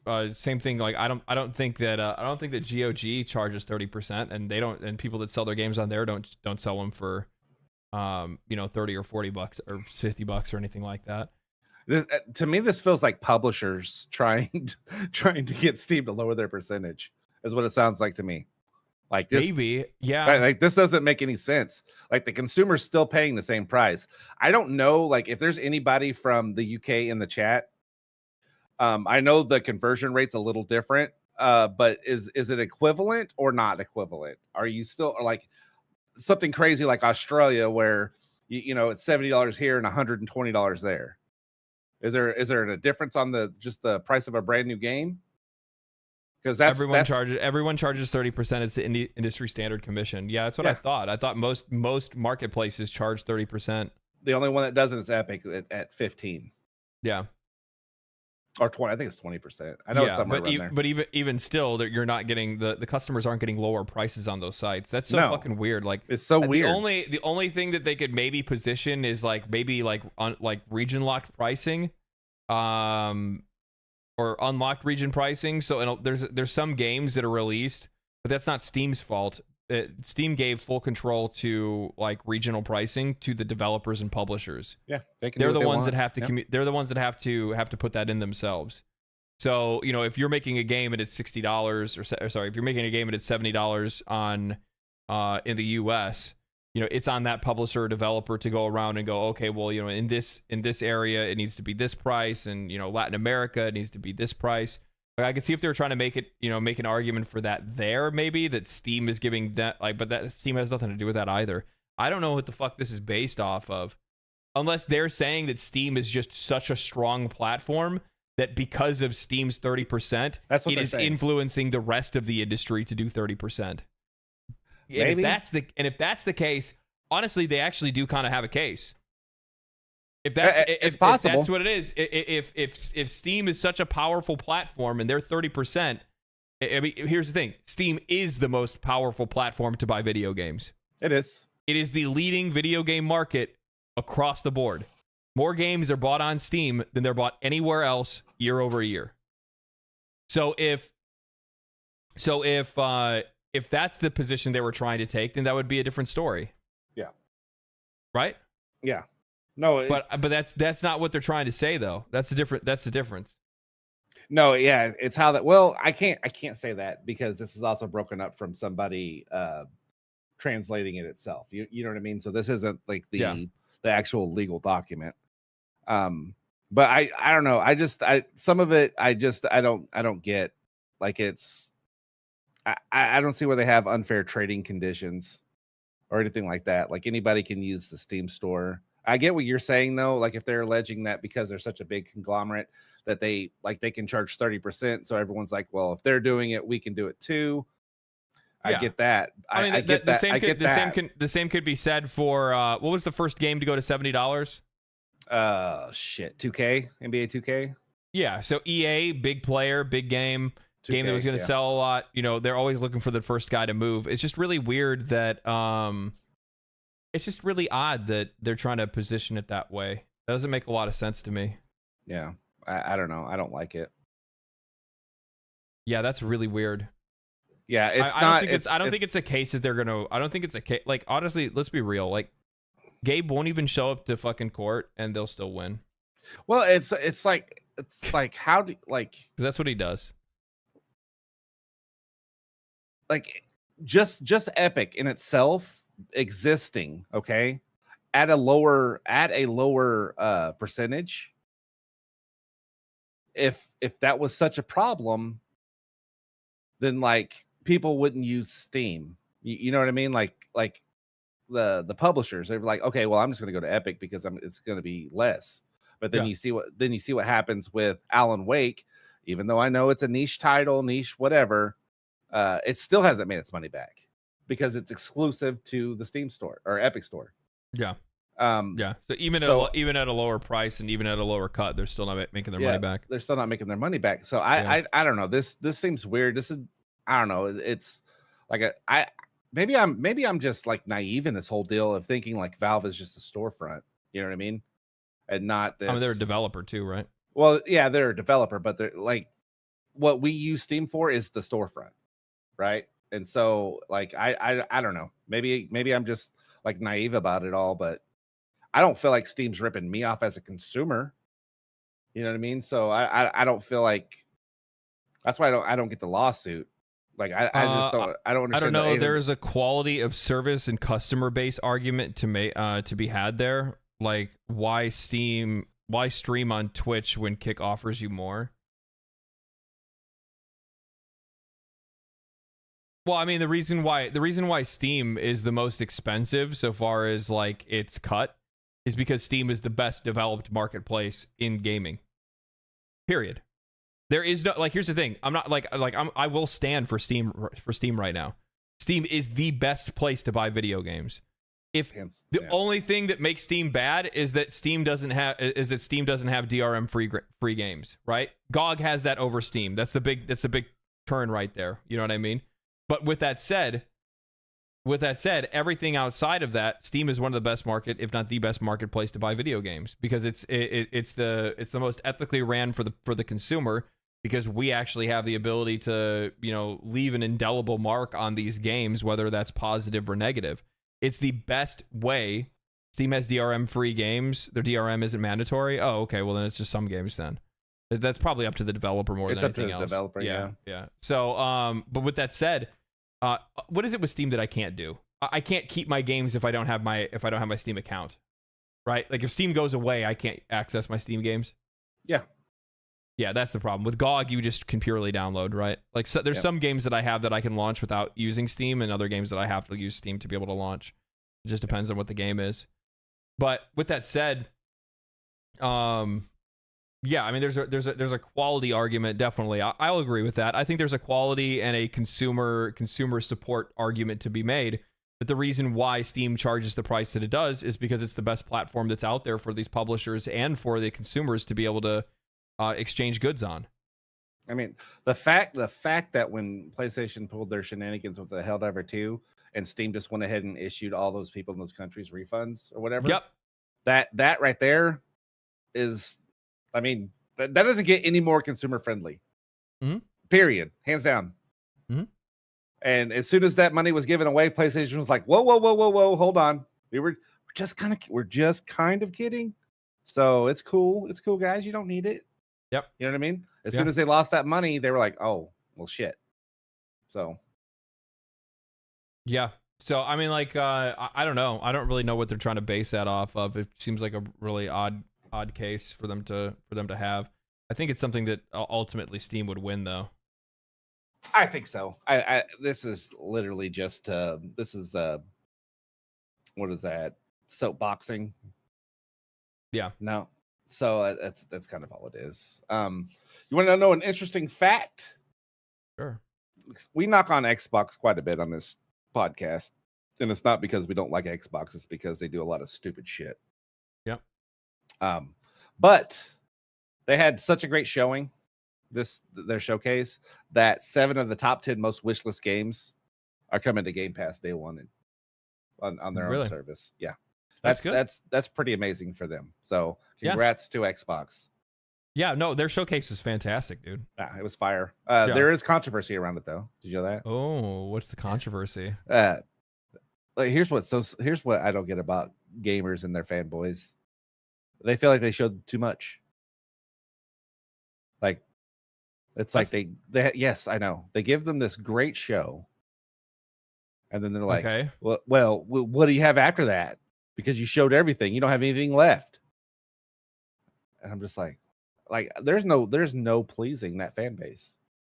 You know what I mean? There's like no. There's some other shit that I saw too. There was also discussions that the only reason why Xbox had such a good showing was because they needed to, because they closed those studios.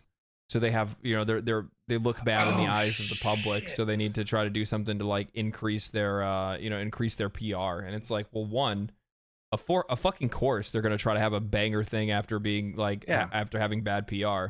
And then 2, on top of that, like all these games have already been in development. It's not like they just like, it's not like right after they got rid of, you know, Tango and Arcane, they were like, guys, we need you guys to somebody drum up some fucking trailers. I don't even if trailer you're not making a game now, right Jimmy, get on it. Hey, you guy there with the mop, make a fucking video game. Yeah. Did you see? It was a PC Gamer article. I read it this morning. There was an interview with the head of Obsidian.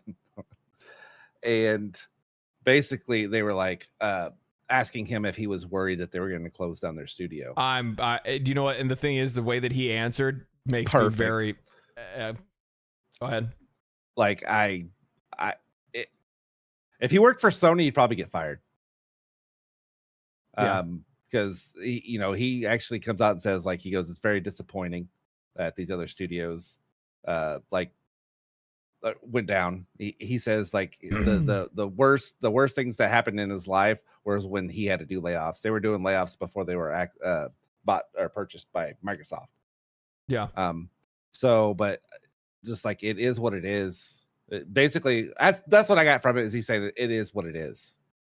So yeah, I mean, for Obsidian specifically, and looking at Avowed, and we look at like the like everything else that's been going on lately with a lot of the studio closures on Xbox's side and stuff like that. Like, I'll be honest with you, I'm not like super confident in their future there, but I don't think that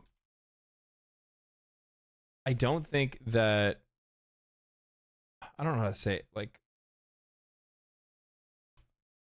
I don't think Avowed is going to produce and be the game that the studio, that Xbox wants it to be. No, it's not.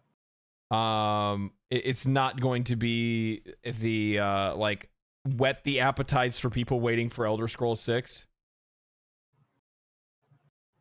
It's not going to produce the same. It's not going to produce the money that they want it to produce. It's not going to produce the amount of. It's not going to produce the amount of people that they want to switch over and to come play. Come and subscribe to Game Pass. It's not going to do any of those things. And while I think that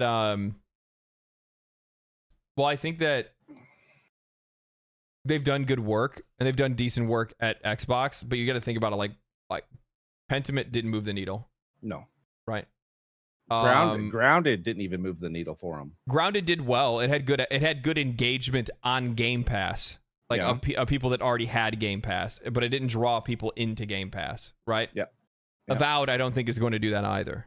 I think Avowed will have good, decent engagement on Game Pass, but I don't think it's going to be like I don't know. Personally, I just don't think it's going to do what Xbox thinks it was going to do. I'm looking forward to it because of the world. I like Pillars of Eternity's. I like Obsidian. Worlds. I like Obsidian's games, man. I like Obsidian's games. I like their storytelling. I like their worlds. I like their systems and stuff like that. It's not a console mover. It's not a subscription purchaser. No. And I think that chances are, if the Xbox hammer were to come down on Obsidian would break off.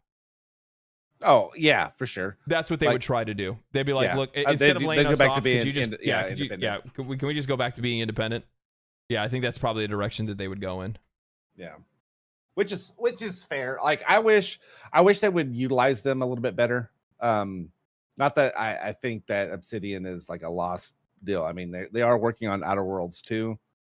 I'm surprised they didn't have them cancel that and make like New Vegas 2 instead. Well, their studio is large enough to do so. So I wish that, because right now half of their studio is working on Outer Worlds, the rest of them working on Avowed. I just kind of wish that, Todd Howard would walk his fine leather jacket clad ass over there and say, hey, here's Fallout, do what you want with it. You know what I mean? Yeah it'd be better off in their hands, to be honest with you. Yeah, it probably would have been better for them to make Starfield. Anyway, who are you fucking telling? No shit. So like I just thought it was like his answers, I appreciated that his like honest candor about it. But yeah, had he been working somewhere else, I mean, he didn't like badmouth Microsoft or anything, but the industry's doing what the industry's doing. So yeah. Did you see Starfield's getting some DLC, man? You excited? Man. Okay. So I've got like I'm not playing it. I'm sorry. You really not? I figured you would. I played Starfield. I beat it. You're a spaceman. I'm a space dude, and if that game was about space, someone fucking told me wrong. Did you see dude? Check this out though. For only $7, you can buy a bounty hunter quest. Well, it's the second half of a bounty quest. Like you get the first part of it free. Okay. But if you want to do the second part, okay, sell me on it. $7. So check me out. I'm gonna have a modder, and then I'm gonna curate that as Bethesda. Right? Like I'm gonna in like, what do they say? Like in conjunction with Bethesda. Like we're working together on this. Yeah, the modders basically work for them. In a very hot room that's underneath Bethesda Studios. It doesn't have very good ventilation. It's very dimly lit. Yeah, there's mold. There's mold in the corner. They're actually locked in there, but that's okay because they're at least fed once a day. Yeah, you ever seen Sloth and Goonies? It's kind of like that. Yeah, it's kind of like that. Yeah. So I'm gonna make another set of horse armor, but this is a space game. Shut the fuck up. Rocky Road. So I'm gonna make a quest line for you as a mod instead of as a, like, I don't know, an update, like a DLC update, but I'm gonna make it as a mod, and I'm gonna let you play it, and then after you get like halfway through, you're like, okay, they still got the second like leg of this quest, and they're like, hold on, for $7, I'll let you finish it. What do you think about that? Yeah, dude, talk about isn't that the dark future of gaming we're all looking forward to, where you start a quest and then when you get to the second quest, it just pops up with a box that says $7.99 to continue. You fucking imagine. Imagine you're, dude, it's like that. It's just like D4. It's D4. Remember, like in the beta, when you got to town, like the first thing that pops up is like, "Hey, buy me." I'm waiting for the MMO where it's like, you go up to a guy and he's like, I need you to go kill 7 boars. And you're like, okay. And he's like, you need to go do that in the dark forest.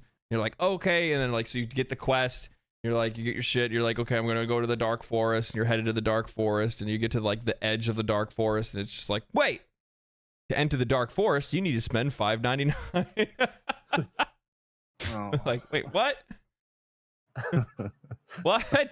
Oh my god. Destiny 2 is full of this. Fuck, who are you telling? Did you see that Destiny 2's DLC is the highest rated game this year? So far, yeah, it's getting pretty good reviews. I still have not played it. I was waiting. I was hoping that like I was gonna try to play it with you if I could get it. Yeah, no. So much shit. Like we have Elden Ring next week. We've got week? Yeah, but we've got time on the like. I'm waiting for you as well. We've got time for the DLC for Destiny. Because I want to play Destiny 2 because I've been playing Warframe and I want to do like a compare and contrast kind of thing for a future video. Yeah. But yeah, I think it's worthwhile to like check out. Yeah. But yeah, I saw that. I mean, it's doing well. I'm glad the fans of the game are happy with what they got. Not every expansion they do goes over very well. So, and I think a lot of it was the quality of life stuff they do, like unsunsetting some of the stuff that they sunset on. So they had all these weapons that you collected throughout the years of playing this game.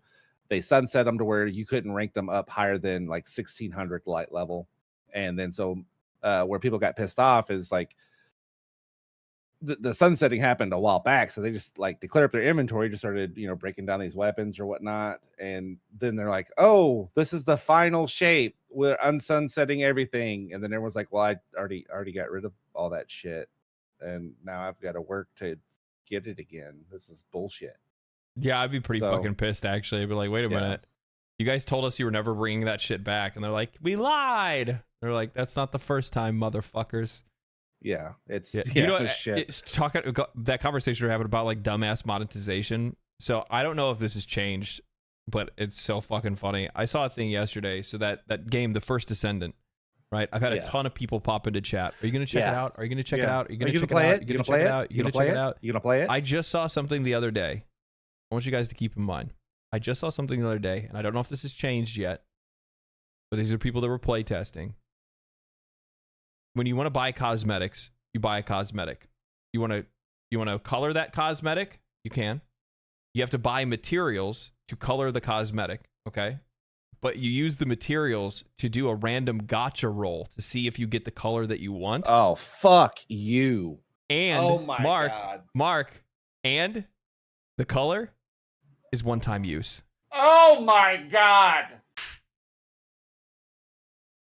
I fucking bro, I'm like sitting there when I saw this and I watched somebody show it on screen. I was like, who the fuck comes up with this? That's fucking genius. Oh, like genius on evil levels. It's just like, oh dude, this is mastermind shit. So you buy the cosmetic, then you buy the materials to get the color, then you gotcha roll for the color that you want, but then it's not the color that you want. Well, at least you can just save it and use it later, but it's a one-time use, so you need to gotcha roll again for the color that you want, and they're all one-time uses. It's fucking crazy. Like, I mean, talking about this is end game monetization, baby. This is monetization at its best. This is like Nexon is cooking. Nexon is cooking. This is one of the reasons why, like, when people are asking me, like, are you interested? Are you going to play it? Are you going to play it? Like, I'm going to play it. And I came to the realization yesterday where, like, I just need to suck it up and I need to stop being a little bitch. Okay? I'm going to tell you guys this. I need to stop being a little bitch. I only play and pay attention to the games that I know that I'm going to like. Didn't you just give me a dissertation? And I look at games, and I'm like, you know what? I don't really want. Like, I know this is getting like. I see Nexon. I'm like, I know this is gonna be fucking garbage. I know this is gonna be something that people are gonna pick up and they're gonna drop in like a fucking month. And then I'm like, you know what? As a content creator, I need to fucking get over that, and I need to say I need to play that because even if it's good, then awesome. I get to cover it if it's good, and if it's bad, then I get to shit all over it. That's equally as fun. And if that monetization stays where it is, I'm going to have a fucking field day. I'm gonna have a field day with that game. Holy, it's like shooting fish in a barrel. Some of my best videos on YouTube, some of the most viewed videos I have, and some of my most favorite ones personally are the ones of me shitting on video game developers for their monetization. So if they do that shit and that, oh, I'm gonna have so much fun. Yeah, I'm gonna have so much fun. I put it in the Discord. I think I told you about it before we started. I was looking at games coming out, trying to plan out my roadmap of what I'm going to be doing for the rest of the year. And I know Visions of Mana was on my wish list. And I get over there and I'm like, okay, cool. Date comes out. You know, I'm looking at all of it. Okay, date August 29th. I'm trying to calculate. And then I look down and I see for a $20 upcharge, I can get 1 day early access. 1 day. Could you Fuck imagine? you, Square Enix. Yeah, could you imagine being like so fucking cooked, that so fucking hot, so fucking down bad catastrophically for a fucking game you'd pay $20 to play it a day early? Dude, it makes no sense. My God. Oh, it's Visions of Mana. It's not like it's Elden Ring or, you know what I mean? Like, I'm still looking forward to Visions of Mana though. Oh my God. I'm still looking forward to it. I'm not gonna pay for its early access, but I'm still looking forward to it. My God. Anyway, ladies and gentlemen, we've reached the point in the show where we start asking you guys for questions because that gives us extra content for the end of the video. So if you guys have any questions, we're fishing for whales. Yeah, no, this is called fucking transparency. Okay, this is the kind of community I run. There's glass between me and you, and that's about it. Okay, you get to see everything that's going on here. All right, so. Ladies and gentlemen, if you have any questions or anything we haven't covered today that you guys are curious about that we didn't talk about, or something that happened just recently, or just a general question that you have, or whatever it might be, this is your opportunity to ask, and you can @legendary drops with a question, and we'll answer that question to the best of our abilities. So @legendary drops on YouTube or @legendary_drops on Twitch, and we will answer your questions. Your burning questions. Jester, you didn't use the tag, so I'm not going to answer that fucking question, D-Gen. Yeah. How does it smell like? I don't know. That's a weird question. Yeah. What are your top 5 most anticipated games that you want to play in the second half of 2024? Path of Exile 2. Yes, definitely. 100%. Black Myth Wukong. I'm 50-50. We'll see what it is when it comes out. Yeah. I mean, in the trailers, it looks fucking good. Trailers, it's unbelievably good, and that's my hang up. Like, it's too good to be true. Especially from a company. But here's the thing. The funny thing is, we make those comments about how, like, we say what we will about that, but Shift Up that made Stellar Blade, they'd only made mobile games prior. The company that made Grand Blue Fantasy Relink, same thing. Yep. And this company's come from the same background. That's not what I'm worried about. I'm just worried about they're taking that gotcha money and they're fucking throwing it into some like really high-end developers and high-end fucking CG and all that good shit and making a good game. So fucking more power to them, to be honest with you. More power to them. Most smashable frame. Oh. Saren. Hildren, because I like them thick and juicy. Dear God, this boy's looking to get crushed. Yep. Like a fucking yeah. Dies like a trash compactor. Dude, all day. All fucking day. Yeah, Hildren would smash you. Yeah, good point. Good point. So there's only 2 games that I gave. What's another one? Next, the second half of 2024. So we got PoE, Black Myth Wukong. And obviously, well, I mean, I guess we're so Elden Ring DLC, right? Final Fantasy, yeah. Final Fantasy 14 Dawn Trail expansion. Do you know what the thing is that like even though I'm talking shit, I really do like the look of that first Descendant game. So I'm cautiously optimistic about playing it and enjoying the way that it plays. Yeah, because it does look clean, and also on top of that, like I kind of just enjoy like the general aesthetic of the game. Yeah, metaphor. Yeah, metaphor. That's another really good one. I'm looking forward to that too, actually. Isn't that isn't that Expedition 33 supposed to be out the end of this year too? Is it? I think so. Man, I'm about to give you a list of like 10 games if that's the case. Yeah. While War Within, Vessel of Hatred. Actually, Vessel of Hatred's probably going to be pretty fire, to be honest with you. I don't think it's going to be like fucking insane, but I like the thing is that like where Diablo 4 is currently, and then they build upon that afterwards. And if they build upon it in the right way, then the Diablo 4 expansion could actually be probably pretty good. Are they going to? I do think it's going to be too expensive though. Level cap? Yeah, level cap will go up. Yeah, max level will go up. They're also going to give us legendary glyphs for the Paragon board. I hope they don't expand the Paragon board. Fuck, it's such a pain in the dick to fucking level that thing. Yeah, the way that they did it too is so. Well, actually, not leveling the Paragon board isn't the hard part. Leveling glyphs is the most garbage part of that fucking game. Like having to do nightmare dungeons over and over and over. Fuck, dude. Kingdom Come Deliverance 2. Oh yeah, that's a good point, man. There's a lot of games that are coming.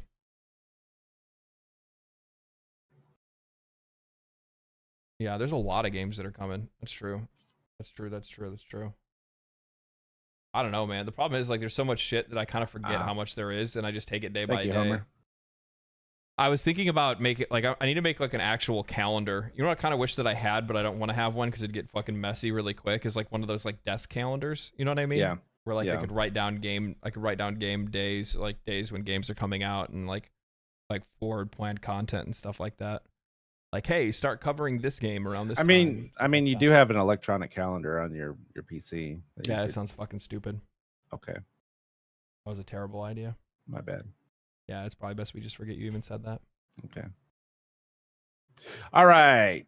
DJ, the Big Core, ask, should we expect games that are sequels? I got to move this stupid heart. Never mind. Continue to suck in the coming years, i.e. Mass Effect, Battlefield, Diablo, etc. Should we expect sequels to suck? I don't think so.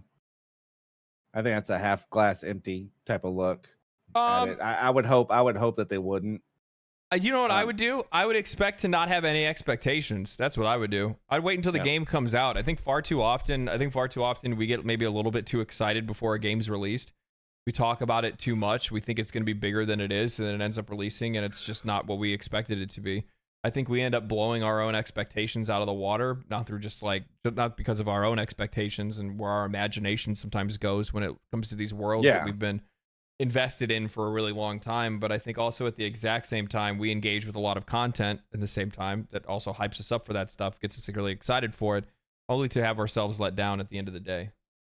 Yeah, I mean, you know what I mean? You've got the difference from managing your own expectations, but to people like Todd Howard who overspeak and oversell their expectations of what a game's going to be, and then then like if you go in managing your expectations and it's not being overly hyped from the publisher, and then you're disappointed, that's on you, and the other way around. When Starfield comes out and Todd Howard tells me over 1,000 planets, and then you go and you don't even space travel, you fast travel, and then all of those things are empty, and it's just void of any kind of fun in the game.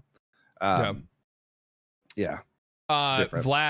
says Borderlands 2 blew Borderlands 1 out of the water. Yeah, but Borderlands 3 was a fucking travesty, and Tiny Tina's was just mid. Yeah, Tiny Tina's was. I was probably more disappointed with Tiny Tina's than I was with 3. Well, at least with 3, you can just ignore the story and the game is fun. But I think Tiny Tina's was just like it disappointed me because I thought they were going to go back to like the game's roots a little bit, back to like Borderlands 2, and it just didn't hit the same. I think that Borderlands 2 was just such a fucking banger game that it's just too hard to compare anything then afterwards. It is like, and I think your stream yesterday, when I was talking about the chat and stuff, like, could you imagine, okay, like Elder Scrolls 6 is so fucked off of expectation and hype. Could you imagine making the next Elder Scrolls after Skyrim? Like, honestly. Like, well, especially knowing like how fucking how picked apart that game is going to be when it comes out. Yeah, I mean, like, You know what I mean? Starfield definitely spent up the rest of Bethesda charm. Goodwill. It wasted it. If they think that I'm sorry, but if they think that they can drop Elder Scrolls 6 and it's fucking buggy and has fucking a ton of issues and all that stuff and be like, it's just, hey guys, just Bethesda things. It's just like, nah, dog, that shit ain't working on this. Here's the funny thing too. That Bethesda charm worked for an older audience. Yeah. The older audience isn't the one that's playing and buying all these games. I mean, they are, but they're not the only ones now. There's a new audience of players that don't have that level of investment or interest in Bethesda products. You know what I mean? Yeah. I think Trooper over in the Twitch chat says it best. Todd Howard quote, "It just works." It does. It does. So, well, I mean, 16. Watch. Like, I mean, for all we know, man, Starfield is gonna come out. Shattered Space is gonna be fucking insane, dude. It's literally gonna blow our minds. It's gonna be so damn good. The Creation Store is just gonna fucking pop off. All this new stuff's gonna be added to the game. The modders are gonna come back. The players are gonna come back. We're all gonna start asking for a Starfield MMO, and then it's just gonna be great again. I think that's where things are going. You know. Yeah, it's yeah, I don't know. Like, I was watching Alana Pierce. You ever watch any of her stuff? Ever, Ian? You ever watched any Alana Pierce stuff? Yes. Okay. She was talking about how, like, just the copycat game, like how many like Souls-like games are there now because of Dark Souls? You know what I mean? Mm-hmm. And like look at just the showcases this summer. There was like 6 of them. There's like 6 Souls-like games come out. Like, it's like everyone's feeling like they're seeing the same things over and over and over again when we watch these shows and stuff. Like, me and you brought up the emotional heart stabbing, breaking, indie games of like slow emotional roller coaster games that they show back to back to back because they just keep making those games. Like, I just hope sequels. I hope sequels do the originals justice, but I also want a new game. I'd rather them just make a new IP. Yeah. Unless there is a reason to continue the story. Yeah.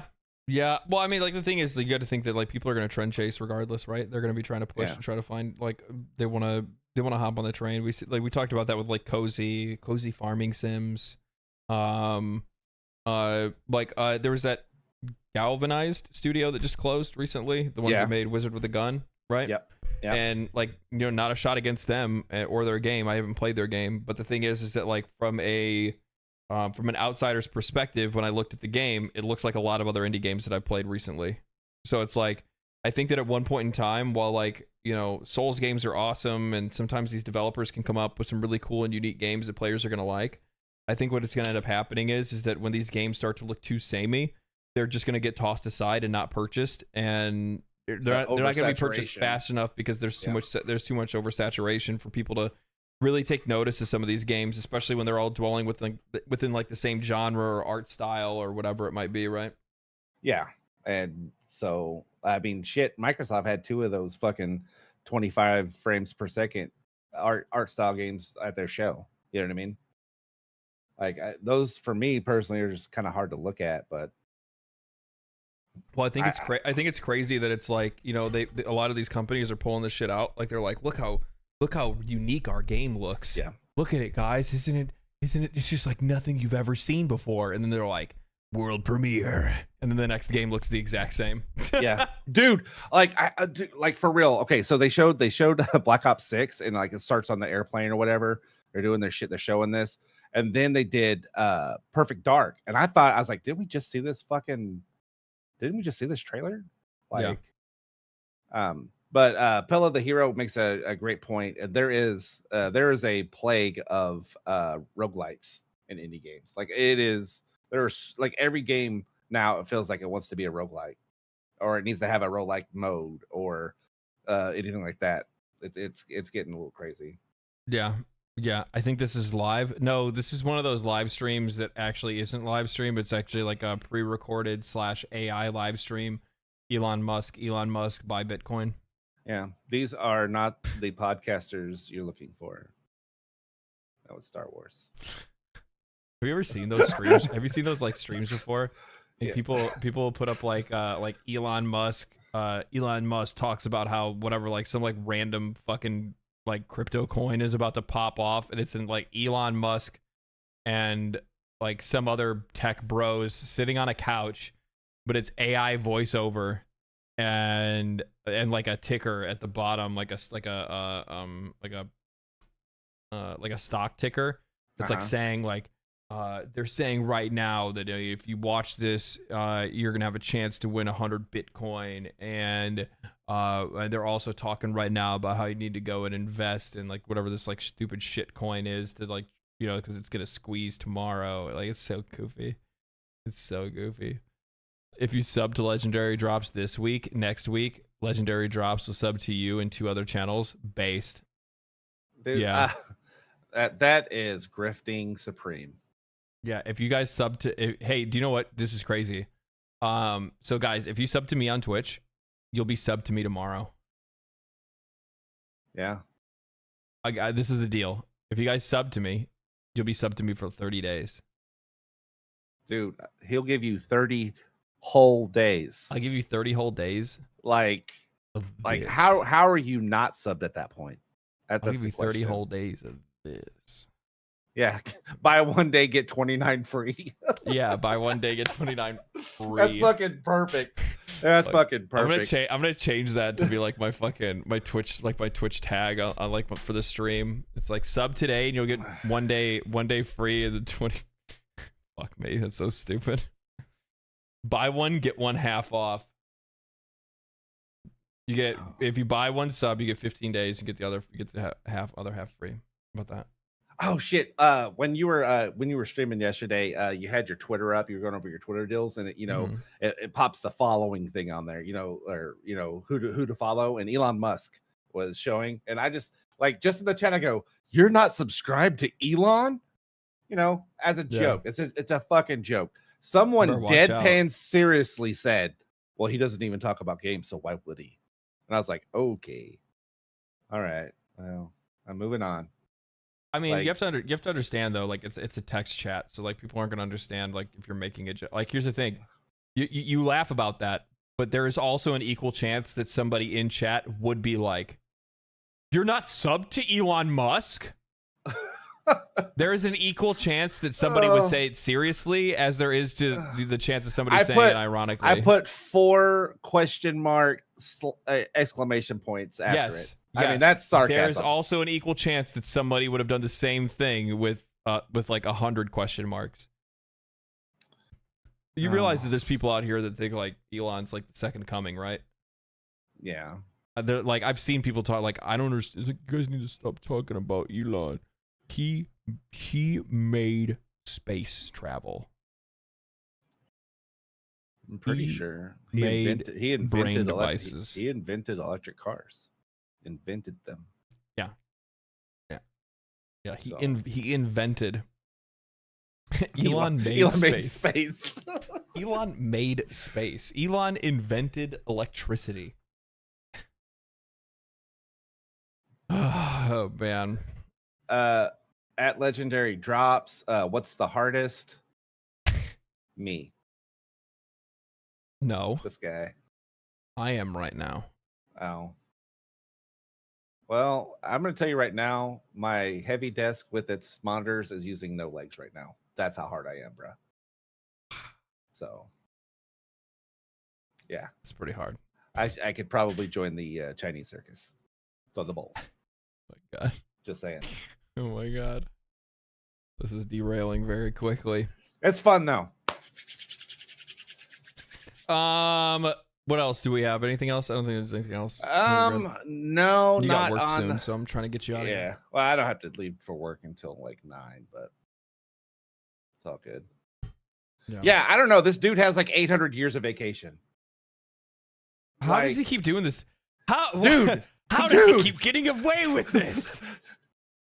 Gadget. Yeah. No, he like he's still like I made him look. I was like, how many hours of vacation do you have? And he was like, oh, I still have like 140. I'm like, great. Could you start doing it on like Thursday, Friday instead of like Sunday night, Monday night? That'd be great. No, he's like no, because that's when I'm drunk. That would be great. Yeah. We'll lead. How was Wayfinder? Wayfinder, I talked about it earlier in the podcast. You can check the VOD afterwards if you want more of a bigger breakdown. It was good. Had a good time with it. Outside of that, my friends, that is the end of the fucking show. We are good for the day. It has been a fun one. We've talked about all kinds of different stuff. Tomorrow I will be writing and recording and doing that whole thing. We have a Warframe video next week. We have a I don't know, some general industry news videos next week. And then we have also Whispers in the Wall next week, which we'll do that on Tuesday. So make sure you guys keep an eye out for the videos. Make sure you guys keep an eye out for the live streams. Thank you guys for hanging out. Thank you guys for coming by. Hope you guys enjoyed the show. I know I did. Mark, do you have anything to say for yourself? Yeah, I think, did the Discord hit 1,000 people?